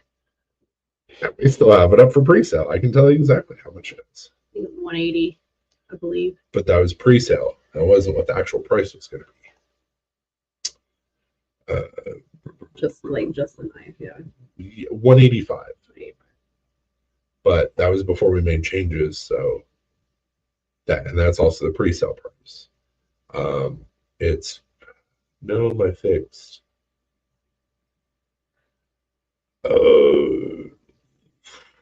I don't remember. Oh, it's almost fixed. I don't remember. 160 or 180 sounds about right. Probably 180. But I'm trying to get my knives out there, and I'm trying to put out good product for the price. And that's one thing I was telling one of my coworkers. It's like, yeah, I gotta buy scales and I gotta buy steel and time and belts and. Hey, John. What's up, John? He said he would come on to our YouTube. John. He was the guy that was sitting right there behind us at Spirit. John. Oh yeah, hey buddy, we're talking about the show. So like, there's a lot of costs that go into it. I mean, I've got a 2x72 grinder. I bought a pack of belts at the show, which I got a really good deal on. And it's been a really long time since I've used fresh belts because I'm a Jawa. I take people's used shit because I'm broke. But hell yeah, I like it. I got the show sickness. So. But I'm not sick. I'm fine. So if you get sick, I'm sorry. But yeah, there's a lot of costs involved, and it's like, yes, you kind of have to price yourself with the market and your name and all that stuff. But at the end of the day, I want my knives in people's hands. I want people to see what I'm doing, and I want people to see how I've progressed and I've gotten better over the years. And what that means is I don't get paid for my time, which is fine. I enjoy what I do. But eventually, homie needs to get paid for his time. We'll see what happens. But I don't want to price gouge anybody. I mean, there's a lot of time, there's a lot of knowledge that goes into this, especially with folders. But I've never been the type of person to say, well, just because I can, I should. Don't say yourself short. Your time is worth money. I know. But I also want to sell product. So sometimes you gotta make sacrifices. It doesn't help that both of us have the mindset of we would rather sell something to 100 people for $1 than to one person for 100. Because it's not a good business model. Yeah, because the thought process there is you get more product into more people's hands, right? You have 100 people that bought your item for $1 versus one person who bought the same item for 100. So you have a bigger reach, which means more potential customers. yes, That's what I want. I want Black Star to be the quintessential. You go to me for EDC. Now, granted, there's some things that I don't do, or some things that I don't do well. I've tried a lot of shit. You want to get knives in people's hands, do giveaways. We've done giveaways. Better places. That's my philosophy too. Yeah, it's not a really good philosophy for business. It's shit business model. Like it is, but it isn't at the same time. I straight up act like a used car salesman whenever I'm at shows. Like, oh yeah, that's a real good knife. Pick it up. Feel how good it feels in your hand. He's like over there slapping the knives. This baby slapping the roof of the knives. Like this baby. One person owner. It's got 80 miles on it, engine strong, transmission sounds good. It'll definitely be a good user for a while. And then like when I see that people are kind of on the fence, then I entice them and I'm like, hey, grab that knife, give you half. Or a Hank or a bottle opener or whatever. People are usually like. So I'm losing out even more money, but product placement, it's advertising. Josh said some people want to be doctors or lawyers. I want to make a living off my passion, just a living. Not super rich, just enough to have a little extra. I assume many people feel the same. Absolutely. Yep. Quite a line between showing yourself being stuff out there. Yep. Mm-hmm. And John asked, how many knife forums do you belong to? 0. I am not a forum person. I don't do Reddit. I say I don't belong to any knife forums. I belonged before it was over to Unusual Suspects on USN, Usual Suspects Network, but that's down. I don't know if it's come back or not. They put on the gathering in Vegas every year, which this year is not happening. And then next year it's going to be in a different spot in the US. That was the cat jumping on the desk, if you're wondering. We don't have earthquakes. Sam. Santa girl, what are you doing? Pretty girl, come here. Nobody has seen your pretty face in a while. Come here. I know you're still spicy. But marketing is part of the business for sure, absolutely. I'm just not a forum person. I never have been. I'd rather like watch videos and short form content than reading a blog. It's just I like to read. Being completely honest, I know how to read, just don't like it. I'd rather watch the movie.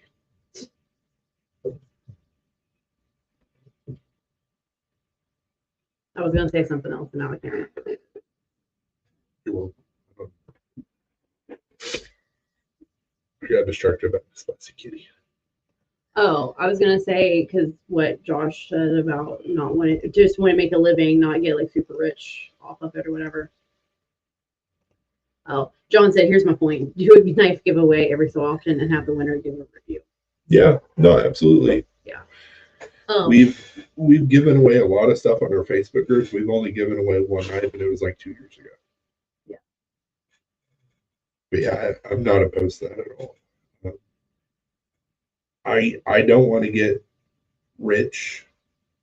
Like I would like to just be comfortable and do what I love to do. Well, that's what I was gonna say. But if I can get that Burnley money, I'm not gonna say no. Well, with that, like I was telling Chris while we were up at Spirit, I was like, you have the luxury to where I work full time and I have a good job that pays me decent money. Sure enough. So we don't have to rely on the money that Chris brings in for knives. We did that once for like 8 months and it was awful. Yeah. But that's the nice thing about it is that if it works, it works. And if it doesn't, it's not the end of the world for us. Well, I also didn't know as much back then as I do now. Yeah. And I have a better product now. Not being a forum person, I'd rather make knives and talk about them. Yeah, dude. Like, if I now, granted, we're not an official business yet, which with the production knife, we'll have to get our business license. We'll become official, legit, all that, blah blah blah blah. If I could hire somebody to do the friggin' marketing and advertising, even though I have a degree in advertising, I would do that all day long, and I would pay very well for it because it's worth it. It's an investment. That frees up my time. Try and go make cool shit. I was having a conversation with I forget his name. He was the guy that was like 2 tables down from us, basically in your same spot, but a row or two down. And he was like, "Yeah, I'm a full time knife maker, and yeah, I've got a TikTok." And I was like, "Yeah, dude, like being a small business, like you essentially have to put in a minimum of like 16 hours a day. You have to. That's one of the places I failed. Is I just looked at it at an 8 hour job, and I did my stuff. I shut down. I was done for the day. I only put in 40 hours a week. And you have to put in 40 hours plus just making the stuff. And then you got to do another 20 on top of that, advertising, putting your name out there, making contacts, all that shit. And it's a lot. It's almost too much. Yeah. Um, we've tried to have a decent presence on Facebook. Our Instagram has never done shit, so we don't put anything into it. Even though most of the people on here are like Instagram. YouTube. YouTube is a new venture for us this last year, and I've been on TikTok for like 3 years, and I've gotten some motion with TikTok, but it's not much. Yeah, we've had a Facebook group since 2019, and we got to the point where it was really really popular, and now it's like, but social media for the most part is dying anyways for most makers. Dude, I've never done anything with Instagram. Like I've tried using Instagram. We've never had any luck with drops on Instagram, nothing. So I didn't like Instagram to begin with. The reason why I didn't is because when you have an app on your phone, you shouldn't have to download another app to make the first app work. And that's the way that Instagram used to be. Like if you wanted to share somebody's post for a giveaway, you had to use a separate app to reshare the post within Instagram. And I was like, that's fucking stupid. Whereas Facebook, it's all internal. And you've got people on both sides going, oh, Facebook's better, Instagram's better. Both ran by Zuckerberg. Shut up. They both suck in their own right. But it's being a social media anything and trying to put your product out there. That's a full-time job in and of itself. And it's exhausting. No, absolutely not. You have no new social medias popping up all the time. Facebook right now is like kind of killing off groups just because they want what's the best way to describe it? They want people to pay. They want people to pay to get any sort of traction. Yeah. And I'm sure Instagram's probably going to go the same route. X is just weird. I've never done anything with Twitter or X. I do not plan on doing anything with Twitter or X. You tell them it's exhausting. Everybody that listens, it's exhausting.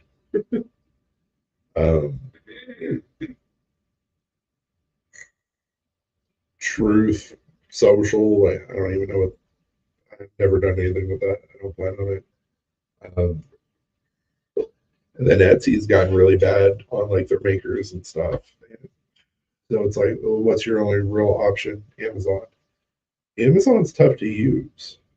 It's like, okay, well, go to craft shows, go old school, do it in real life, which we've been doing that over the last year. And it's been all right. Gotten some stuff sold. Met some people. Yes, absolutely. It seems that like it's whereas we had a really big boom for like uh, small businesses on the internet, it seems like they're pushing everybody to go back to like craft shows and shit like that. And it's like, well,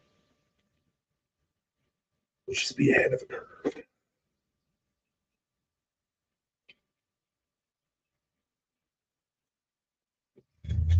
Oh, dude, congrats.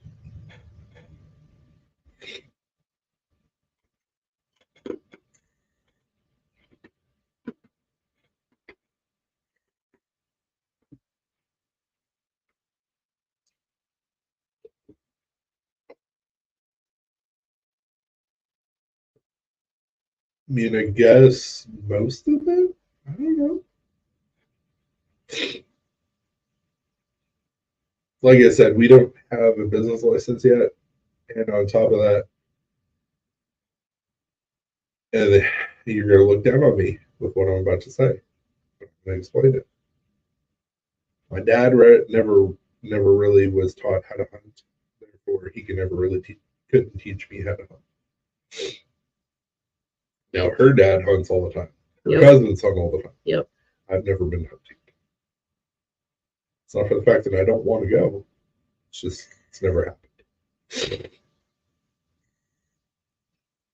Not opposed to it. I love deer meat. I was gonna say, don't tell my dad that, because he's gonna be like, "Oh, well, let's go," and you'll get up at like 4 o'clock in the morning, Yeah, I don't want to do that. and you can't wear anything that smells, and yeah, he would go all out. I kind of fell into a situation where I was able to go to the Cincy Travel and Boat Show last year. Nice. So I'm assuming you're in Ohio or you're in Kentucky, one of the two. We have a couple like gun and knife shows that are around us, and we were talking about it last night or the night before about seeing if we could get a table. Um, it's like $60 a table, and it's a Saturday and Sunday show, so it's like why not?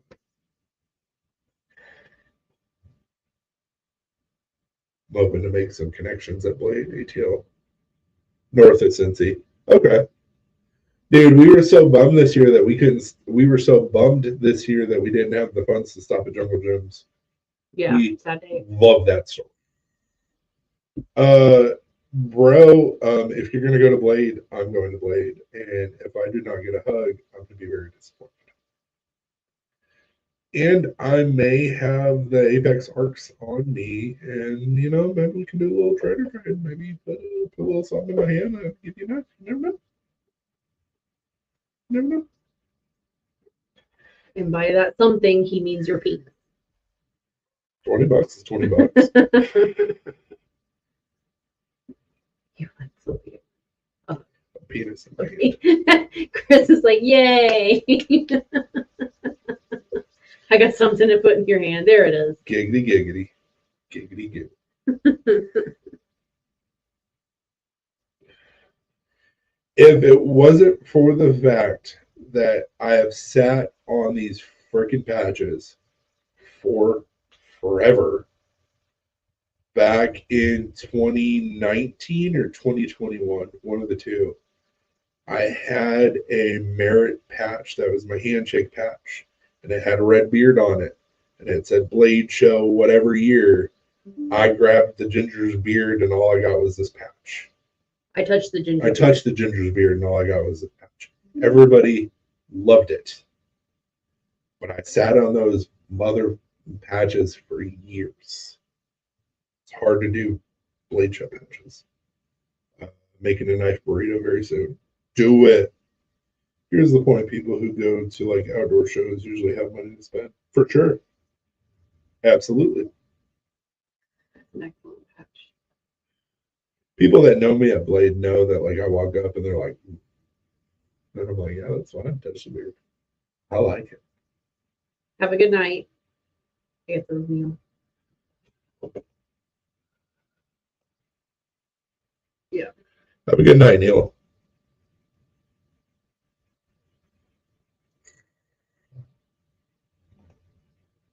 Oh no, I got rid of the YouTube. Oh no. And we're back. Giggity. No, it was a great patch, and I was trying to sell them at Blade. But I sat on them for years and ended up giving them away. Most of them. Sold a couple of them.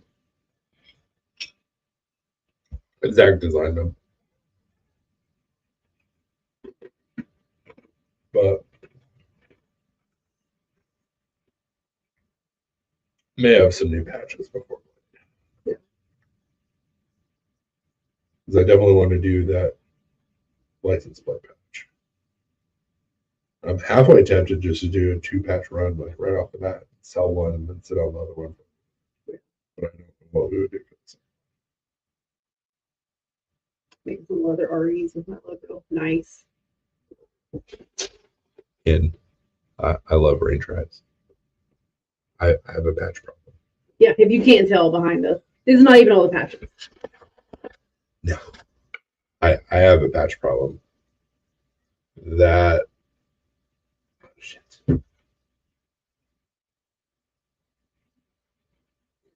right there is all Ranger Eyes. That's all Ranger Eyes. We have other Ranger Eyes somewhere. Oh, there's Ranger Eyes. That's all Ranger Eyes. I have a patch problem.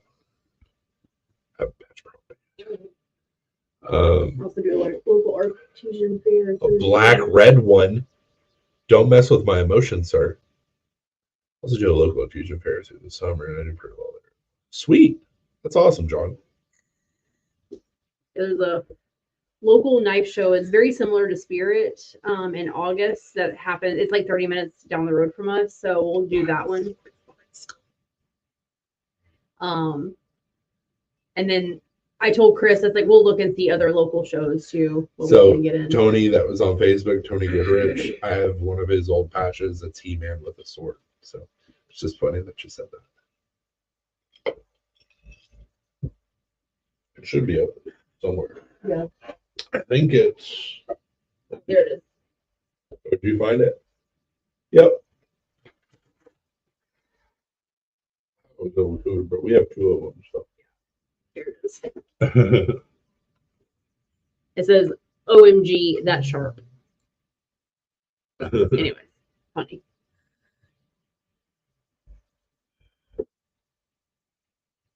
Yeah, we got some patches. Eternity is my second home.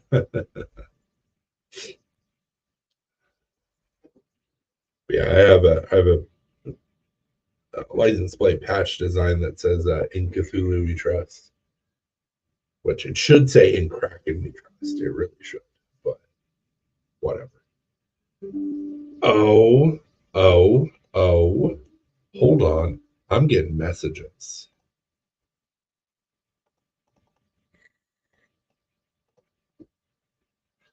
Well, yeah, of course you made that for Zach. Because I know who designed your logo.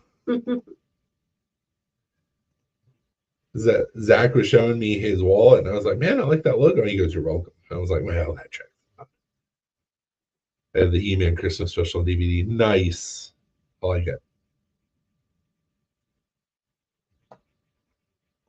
Skeletor is my jam. So, yeah, see, man.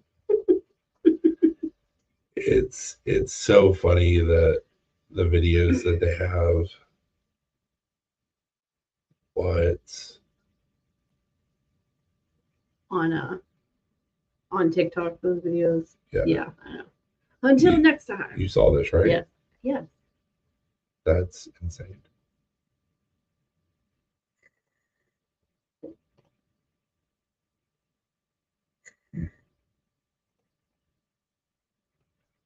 Yeah, his videos are always so funny. Blah, blah, blah. It's just blah, blah, blah. If you think about it hard enough. Until next time. Whatever he said. They're usually really fucked up. Until we meet again. Until we meet again. That's what it was. Yeah. Of course he had to have the first one. Yeah, of course he did. I get it. So a long, long time ago, in a galaxy far away. The Black Star did not look like this. The Black Star was literally a nautical star cut in half. So it almost looked like a five-sided swastika. Not my proudest moment, but it was different. It was new. And I told Zach, I was like, Zach, I need a better one. I mean, this is okay, but like, it's lacking. And we went through probably, I don't know, 20, 30 different iterations of Black Star. And then I had an idea of just doubling up the nautical star, and the Black Star was born. So literally, my logo is thanks to Zach. If it wasn't for him, people would be like, is he like a super Nazi? Because that's a five-sided swastika? I don't know. What is the name of your Facebook group? It is Ace Collaborative, but it For is now. going to be changed. It's going to be changed to Black Star The Design. Black Star Designs. Probably this weekend. What is your opinion of Dolph Lundgren as He-Man in Master of the Universe movie? Good or bad? He's a national treasure. What's the problem?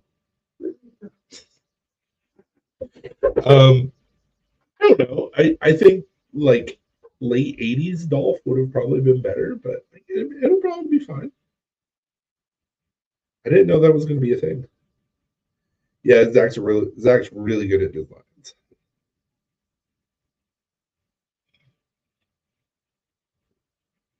Good to know.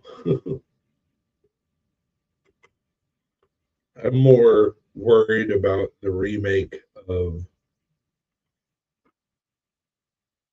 Roadhouse than I am about Dolph Lundgren as He-Man.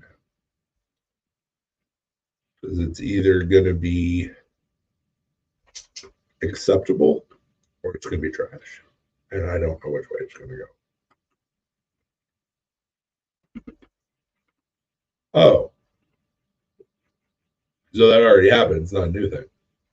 Early 90s, well, then it was probably great. I'd say it's not a new thing. Yeah.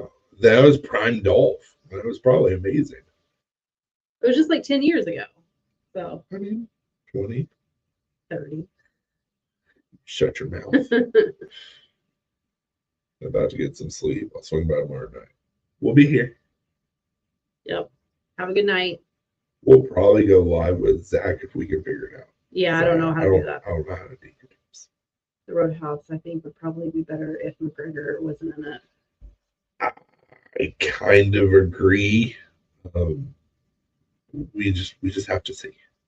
Who is a sexy bookie in that for sure? I would like to see a remake of the terrible 90s Street Fighter. I would like to see that remake done in that same style. That'd be amazing. IG. Ig. I don't know what you're saying, Doug. What about Instagram? It's garbage. I know.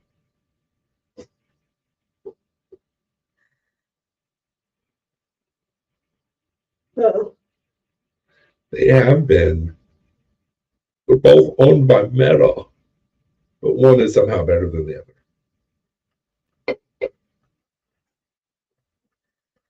Even she's getting mad, all worked up thinking about it. Yes, I want somebody to remake that, but in that same 90s shit style. It would be amazing. Van Damme and the dude from Addams Family as M. Bison. Fuck yeah. R.I.P. No, the actor's dead. So they could totally remake. Well, I guess they could use AI. No, I don't want them to use the same actors. I want them to remake that movie in the same style with new actors. Be awesome. What do you think of the Mortal Kombat remake? I liked it. I think there was a couple characters they could have chose different actors for. Like, it was really good. But once again, we got the cheesy Mortal Kombat movies. It's like, it's not hard to top. I loved the Mortal Kombat. I loved Annihilation. Everybody hated Annihilation. I loved it because I was the demographic. I don't know. Bubble Boy is cute, but him doing karate, question mark. That's funny. Really excited about Mortal Kombat 2 and the characters that are going to be introduced. It should be pretty awesome. Sammy girl, what are you doing? Staring at Chewie. Her and Chewie are having a stare down right now. Also, Swayze straight motor maker. Swayze is God. Don't forget that. Swayze is God. Remember the first MK coming to theater? Oh, dude, I had a hardcore crush on Sonya Blade. Hardcore. And she was a brunette. Hard crush. I was like, she's pretty. And she kicks butt. Okay. But it was an awful movie. Like looking back and just being honest about it, like the first Mortal Kombat and Annihilation were terrible movies, but they were so good. I don't know that I've ever seen Black Dog. There was Rebels. And it also had Terry Funk in it. R.I.P.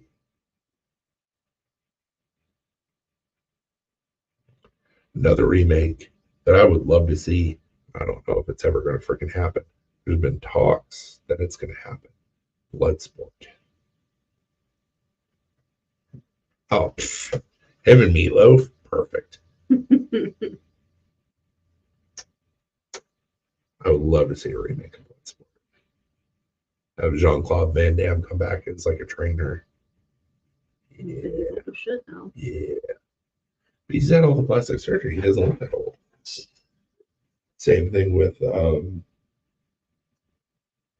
Sylvester Stallone. Yeah, dude. Bloodsport reboot. The Asian from Bloodsport, I'm not being racist. I don't know what his name is. The main villain from Bloodsport, he like Asian genes, of course, but like he looks like he's aged 20 years since the movie came out. We got Van Damme, who's like, or not Jean-Claude Van Damme. Is it Van Damme? Yeah, it was Van Damme. Where he looks like he's just taken like 85 trees to the face over the last 40 years. It's like, oh. Then you got the villain. He's like, what? Yeah, we can do another Bloodsport movie right now. I'm 80, but I look 50. He still looks good. Yeah, Jean-Claude Van Damme is only 63 years old. He looks good. He doesn't look bad. No. But pull up Bloodsport and look at the villain. Like, he looks really good. Like, Jean-Claude Van Damme looks pretty damn good for his age, so. More so just being funny. Bolo Young. Bless you. 77 years old.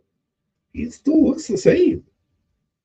He's got a couple more wrinkles, but like. So that was him in the movie. Yeah. That's him now. He still looks pretty much the same, just some more wrinkles. Yeah.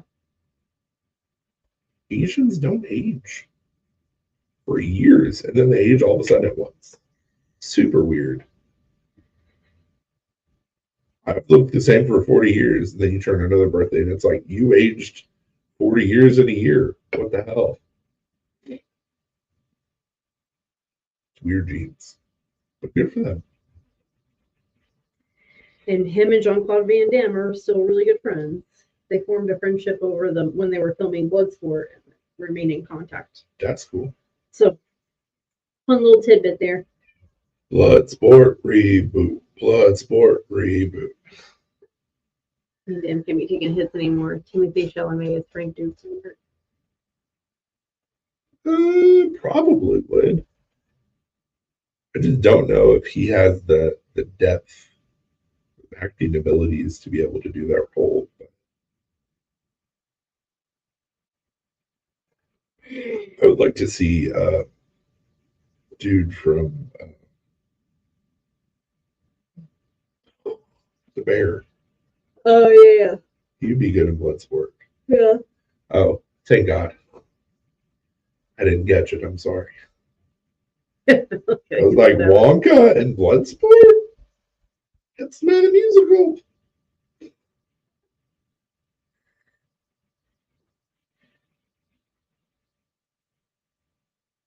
Here's another joke. I could see John Cena doing the reboot really well.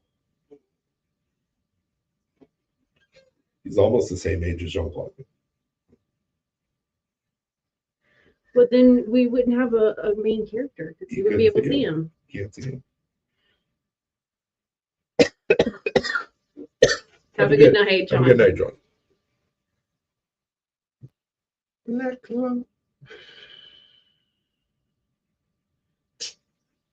Oh yes, no one can see him. Yeah, that's why it would never work. Well, see, it would be a play off the original Bloodsport because he gets salt in his eyes and he can't see anything. So you just reverse that. You can't see the character. Nobody can see him. So everybody's got salt. $1 million movie that nobody would want to see. I don't even want to see it. No. I love Bloodsport. Same as Sam. Fuck off, Ruby. Same as Sam. Come to me, kitty.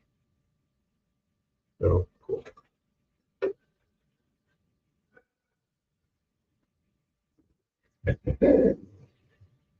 John Cena is fighting The Rock in the upcoming WrestleMania. No, he's not. Shenanigans.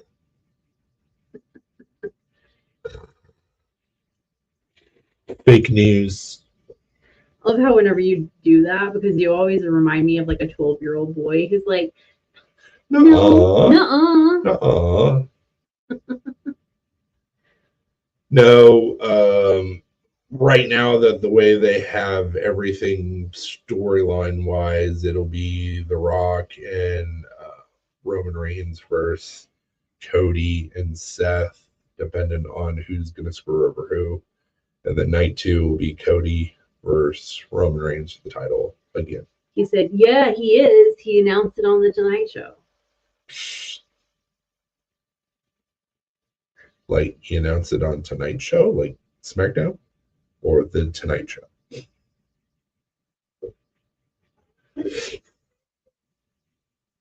God, that would be an awful match. John Cena is not a good wrestler anymore. And he'll even admit that. And Rock hasn't wrestled anything in like 10, 15 years. Who squeaked? No, Why'd you squeak? Or was she coughing? I don't know. It was a really weird noise. Weird noise.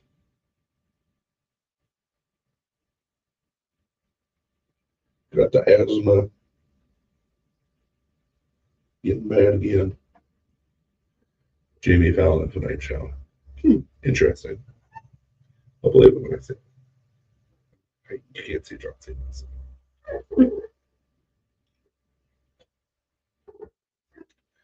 Last match he had was at a pay-per-view versus Solo Sikoa, and it was not good.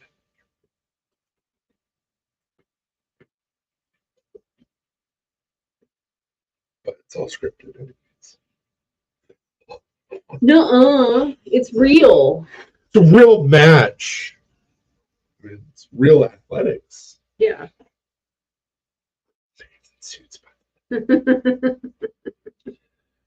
The best thing that John Cena has done as far as like his ring gear and everything else was the nightmare match that he had against Bray Wyatt. That was pretty cool. Because they went through like the history of wrestling essentially. It was pretty fun. John Cena and NWO White Black. That should have been a thing. Never was.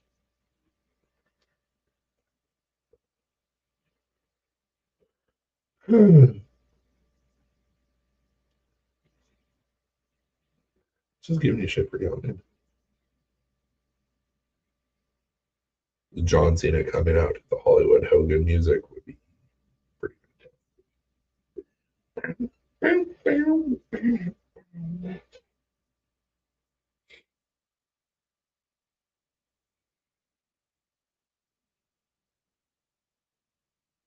We got two deer, two does. Mm-hmm.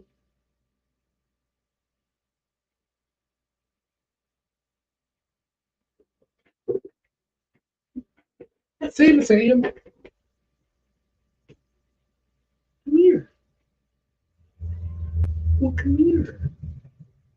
Let me show you a pretty face. B&W said, I'm just still blown away you haven't seen Masters of the Universe. It's free on YouTube Movies. My bad. I didn't know. I know a lot of movies and shows. It doesn't mean I know everything. Remember me saying earlier, I know a little bit about a lot of things? Yes, I am. Here. Here, it's okay. It's okay. It's okay. I know you're still spicy. I know. What's going on here? You're okay. You're okay. Support her butt. I think that's one thing that she doesn't like. She likes to be held like Chewie does. It's okay. It's okay. You gotta relax. You gotta relax. So she's acclimating well. Hey, relax. It's okay. I know. It's okay. You're fine. We haven't shown your pretty face in 2 weeks.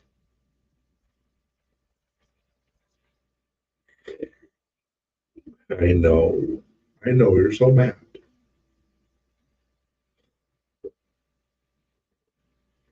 We've kind of figured out because before she went to the animal shelter, she was a owner surrender. So we think that she may have been abused. So we're being very patient with her. But she's starting to come around. Slowly. Still bipolar. But you picked her up, so.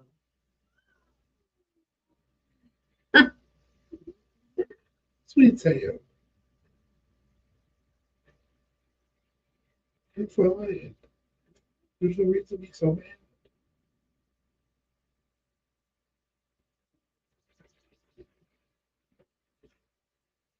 Okay. It's okay, I promise. I promise you're fine. Don't tell me no.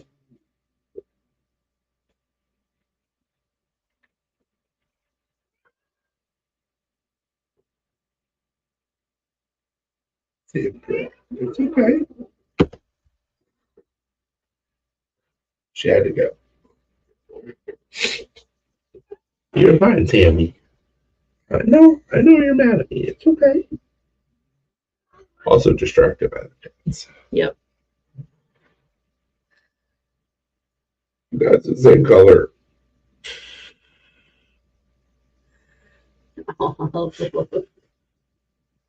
Yeah, she's torn up my hand a lot because I understand boundaries, but I don't like them. And I was like, hey, you need to become acclimated. I'm going to help you become acclimated faster. Apparently, that's not her path or her plan. So I'm just taking it day by day. Penelope also acclimated super quickly, so I think that was, we got a little spoiled with that. Oh, yeah, we did. She was super easy. It was like day 3. She was like, this is my house. And we're like, oh, okay, cool.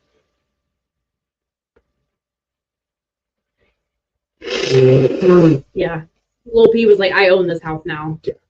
This house is my bitch. But she's a sweet girl.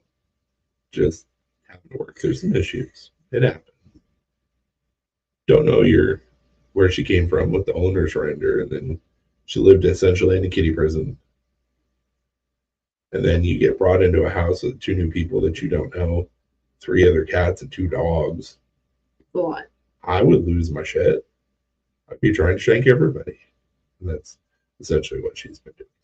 Yep. I get it. Love conquers all. So just keep on being patient. She'll come around. We'll have a really sweet cat. Or we'll just have a forever bipolar Psycho. We've dealt with that before. It's fine. Choo-choo.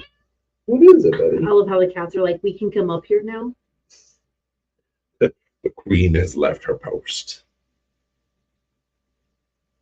Choo-choo. Why do you keep on going? What?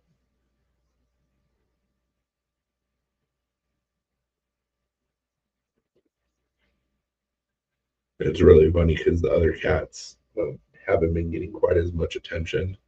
So they've been like super loving and like affectionate. It's like, calm down. We still love you. It's fine.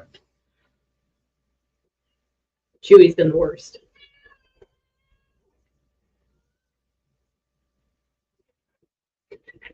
Oi. So far, this is Sam's enemy.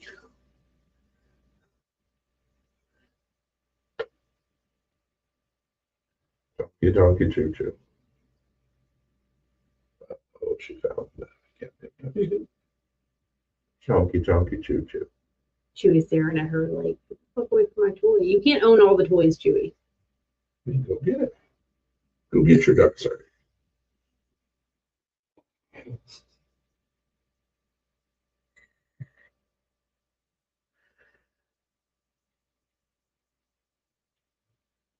It's like, thanks, bye.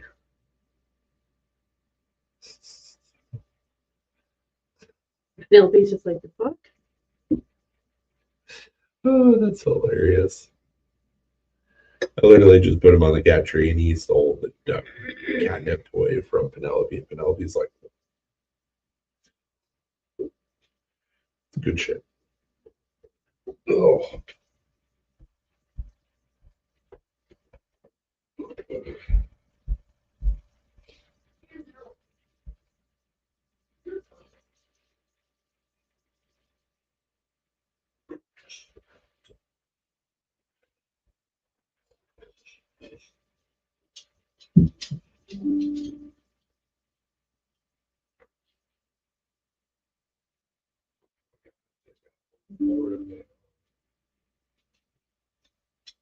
Nice.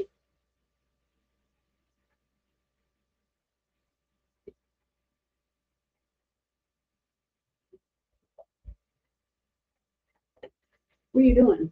Hmm? Jeremy. Yes. I said nice. Don't smack me in the face with your paw. Well, you got anything else? No.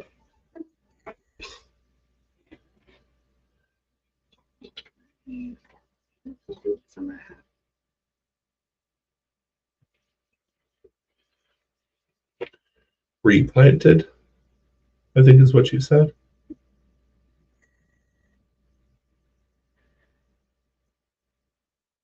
Rainbow eucalyptus. I didn't know purple bamboo was the thing. Mm-hmm.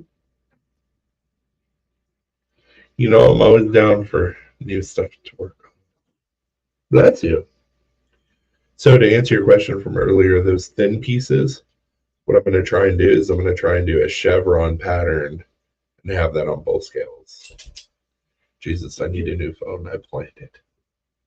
What phone you got? At least it didn't change it to implanted. So there's that. Yeah, no judgment. You gotta do what you gotta do.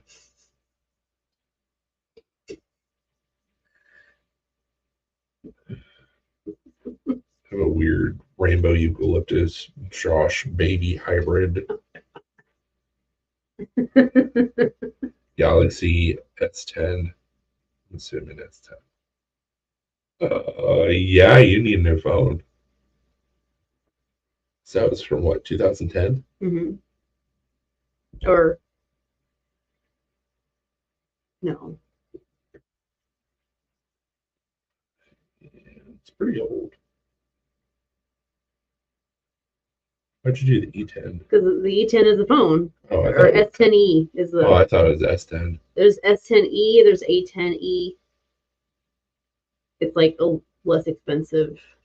Because every phone company, Apple does the same thing. They have like the premium phones and like the less expensive phones. Yeah. S10e. It came out. Well, it was announced February of 2019.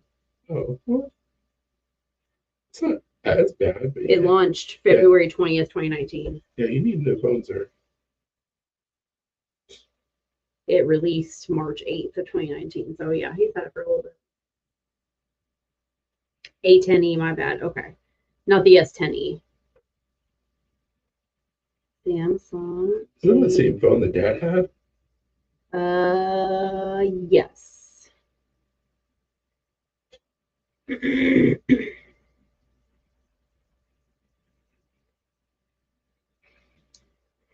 A10e came out June 2019, so a couple months after. You need a new phone. We'll be able to get new phones in what, 2026? 2045. So dumb. Hell, we may go with some fucking cheaper phones. Or at least I may. You can get the premium phones. They're so fucking expensive now. Like, it's stupid. And you have to do 36 months instead of 24 months. Dumb. That's what it was. It was 36 months. It was 3 years. Yeah. So yeah, 2026. Unless we pay them off early.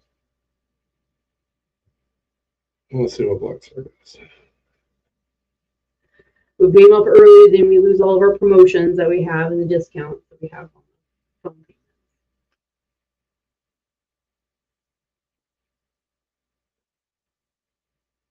It's dumb as fuck. How are you going to penalize me for giving you money faster? Yeah. Also, speaking of dumb as fuck, I got a nice little letter from the state of Tennessee saying that I was overpaid in 2020 when I was on unemployment by $165. Joke's on them because I didn't get my last 3 payments from unemployment. How was I overpaid?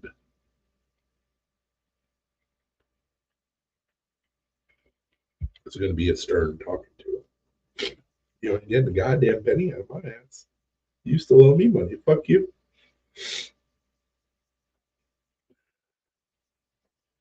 I'm sorry that you don't know how to math and you somehow overpaid me. Get fucked.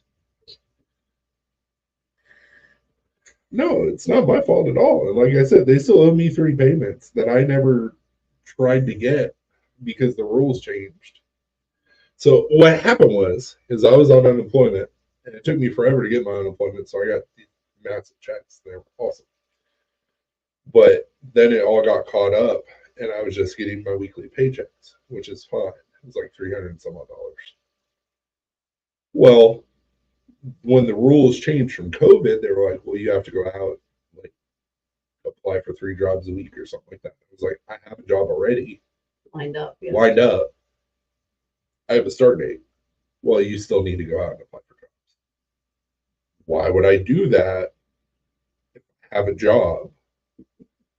Well, the rules change. So you got to apply for those jobs in order to get your payments. No, I have a job. I have a start date. Pay me.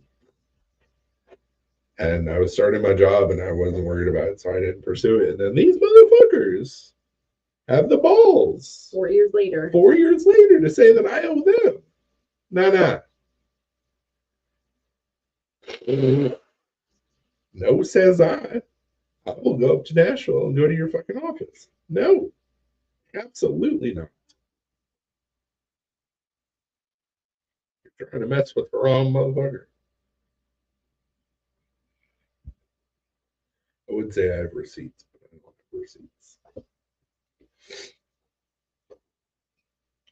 Yeah, it was like almost $1,000 that they didn't pay me.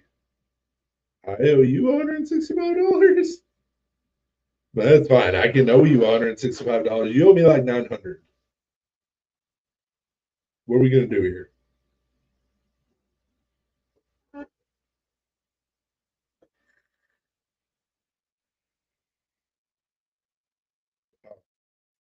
even get me started. We're well, same with us and a lot of other people in this country.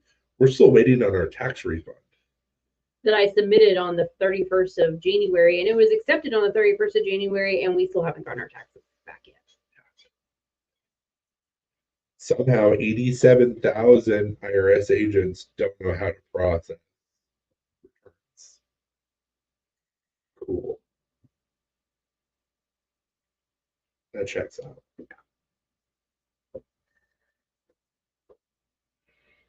And like, I even tried to call the other day, and it was stupid because you can't get through to a person. It's all like automated. And I was like, I could have told you that. dumb as fuck. I tried to get to a person, but If I can't get in touch with the unemployment agency, I'll just do the same thing that I did, and I'll contact a congressman and the state legislature, and I'll get in contact with somebody. I don't remember the name of the lady I talked to though. yeah, I can't remember. I'll figure it out. Or well, ain't getting it down for me. We may garnish your tax return. What tax return?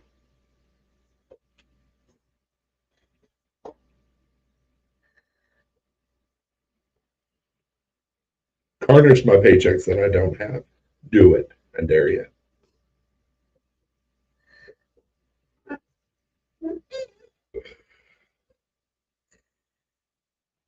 It's a thing that I think is so funny that I guess it's just like boomers haven't realized. The same tactics don't work anymore. Yep. And it's because we're in a different place than what we were when the tactics worked. Well, if you don't pay that, it's going to hurt your credit score. Credit score is already messed up because of inflation. Well, we're going to garnish your paychecks. I don't have one. Like, straight up just throwing my staff in the sand going, you have no power here. Well, we're going to threaten you with this. Yeah, don't work. No money. I've done my taxes in the past 2 years. I have to do that this year. I'm looking at all my paperwork. So you weren't working or just said, nah? Because depending on the situation, that may suck. Well, a lot of people have just said nah for like really a lot since 2020. They're like, the rules have changed. Like you can't threaten us with the same things anymore. Yeah. You're gonna lose money. Oh, the money that we don't have? Okay.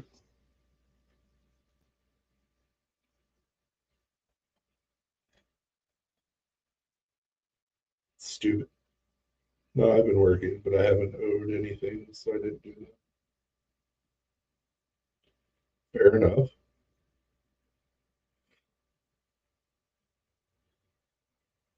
Just same comment. It just popped over. Yeah, that's gonna be fun. Yep. So we Good luck. we owed taxes like 2 years ago, I think it was. 2019. 2019. And since then, we've gotten returns back. But Pot Roast Malone? Hey, Lauren. Interesting. Hey, Lauren, did you see the new Hanks that I dropped today? Ooh. Also, hey, buddy, what's up? This year, idea, we shall see the whole. Yeah, we owed and we paid that, and then since then we've just gotten returns. But I've seen a couple people pop up and be like, "Oh, well, I'm not getting a tax return because the IRS is saying that I owed taxes last year, but I got a return." And I'm like, "Try some bullshit. See what happens."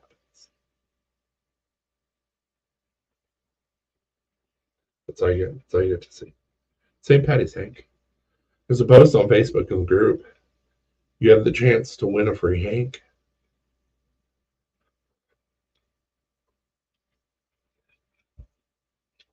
If you want it, I can put it in your pile. Just tell me what number of envelope you want. Maybe you'll get a free Hank. Yep. How strong is your Irish luck? I appreciate it, man.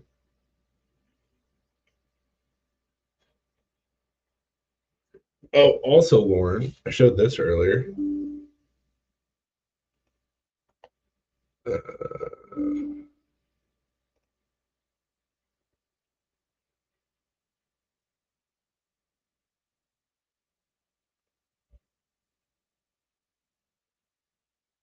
I've said the same thing like 15 times.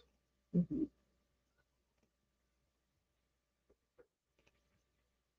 Number of what? So there's 11 envelopes. You have to pick which envelope you want. And if you pick the right envelope, you get not only that Hank, but a free Hank. So this is what the Apex Arc has evolved into. More jimping, deeper jimping, different pocket clip.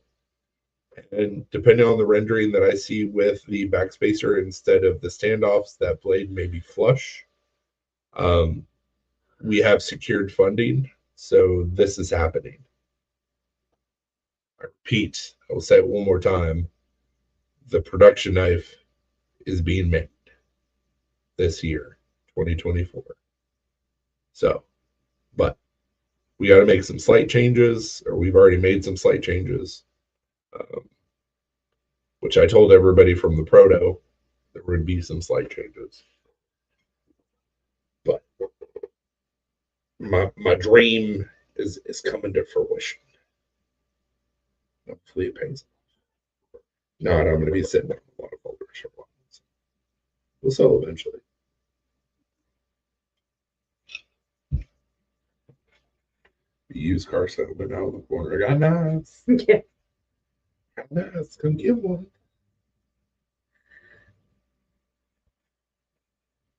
Cop pulls over. Why are you wearing a trench coat?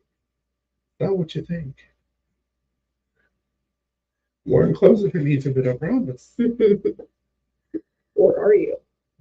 I mean, in this town, absolutely I would. So, like, what you got underneath that trench coat? Go away, no.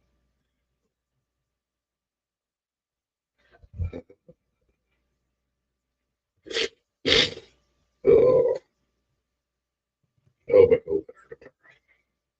Why'd you nip at my foot? I didn't even touch you, bro. I didn't even touch you, bro.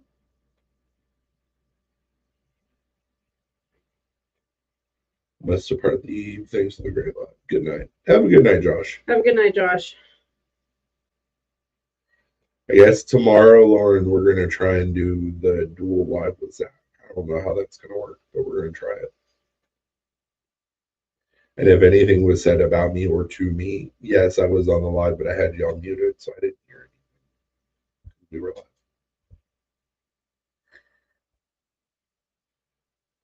But I know Michael, I think his name's Michael, Firefly shirt off my belt. I'm super excited.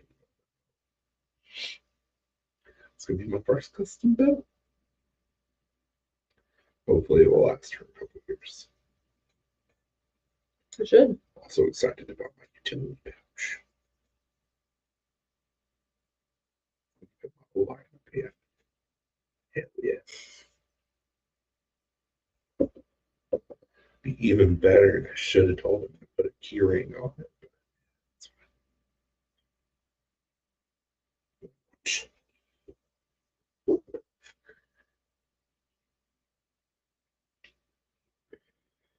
Fixed blade, Q in the utility pouch.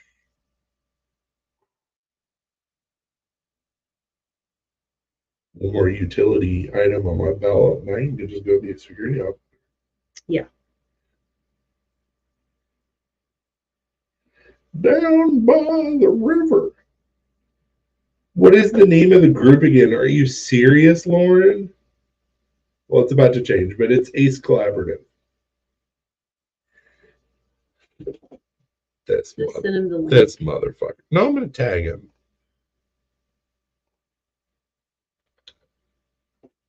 Yep, there you go. This bitch. There, I tagged you. If it'll go through. That does look really cool. I like how, for whatever reason, the knot work is more three-dimensional than the star. Like, that's pretty badass. We should also mention to him the lucky Hank is all the red. You have 3 damn names. What do you mean I have 3 names? Well, I mean, you're not wrong. We're whittling it down to 2. 2 names. Yeah, Stray and Blackstar. Oh. It'll just be Blackstar. The Stray is still in the background. Mm-hmm. I already told him about it. What am I telling them about the? That the Lucky Hank is the one that's all red embroidery. Yeah, so the Lucky Hank to where you get a free Hank is the all red one. There's only one. Struggle bus in there, Chewy. All of them. Yeah, I know. We're getting ready to rename Ace Black Star Designs and the same thing with our website.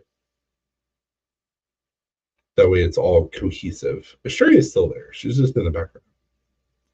Lurking.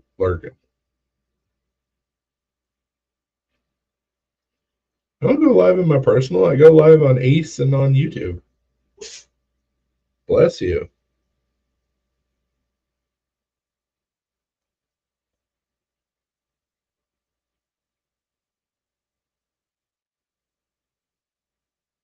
Must be smoking some funky shit, Lauren. You go live in your personal. No, I don't. It's all Black Star / Ace. About to be all Black Star.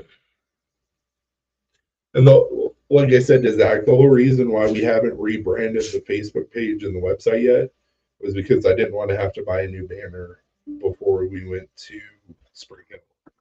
Not Spring Hill, Ohio.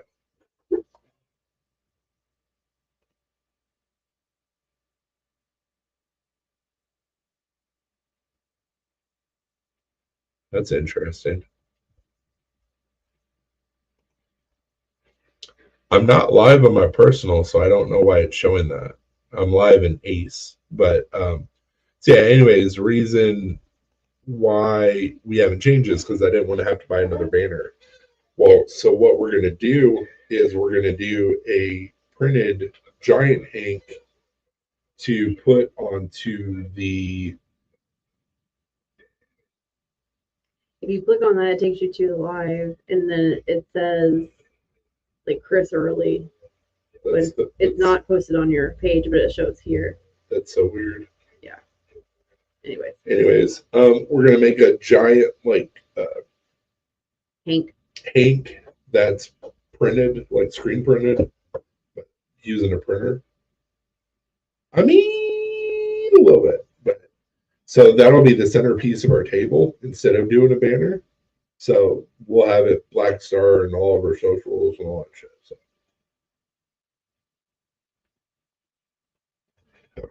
That's weird that it's saying that I'm live, even though I'm live in our group. Yeah. It's really odd. I wonder if you weren't part of the group, if you clicked on that, what it would do.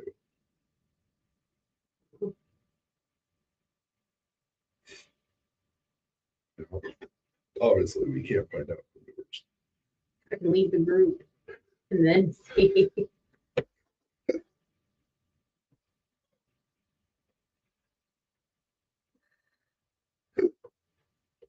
I don't know what.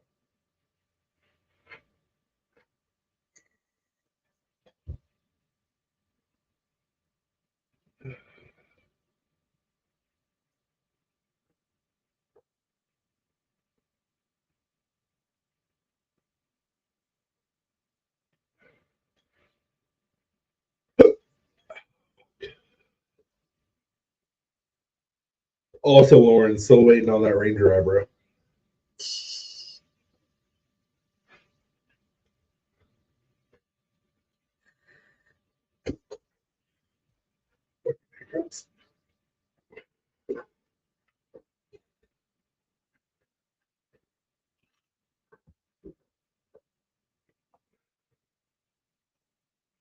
We didn't see Cheeto tonight.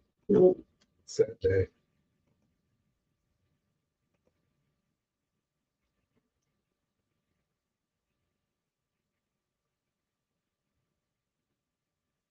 Scratch my nose. It's terrible.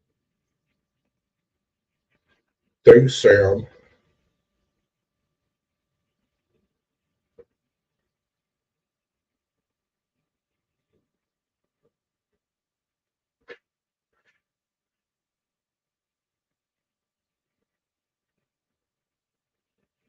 I'm digging the China.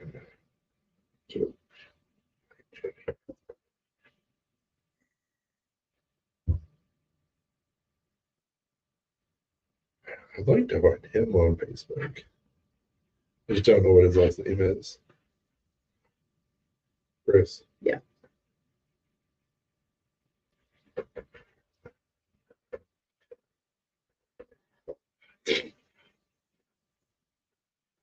Joey.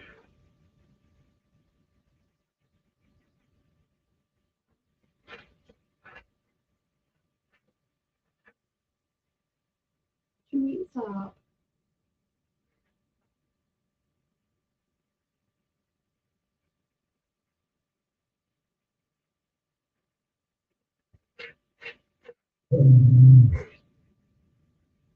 You're getting everybody all crazy, Choo Choo.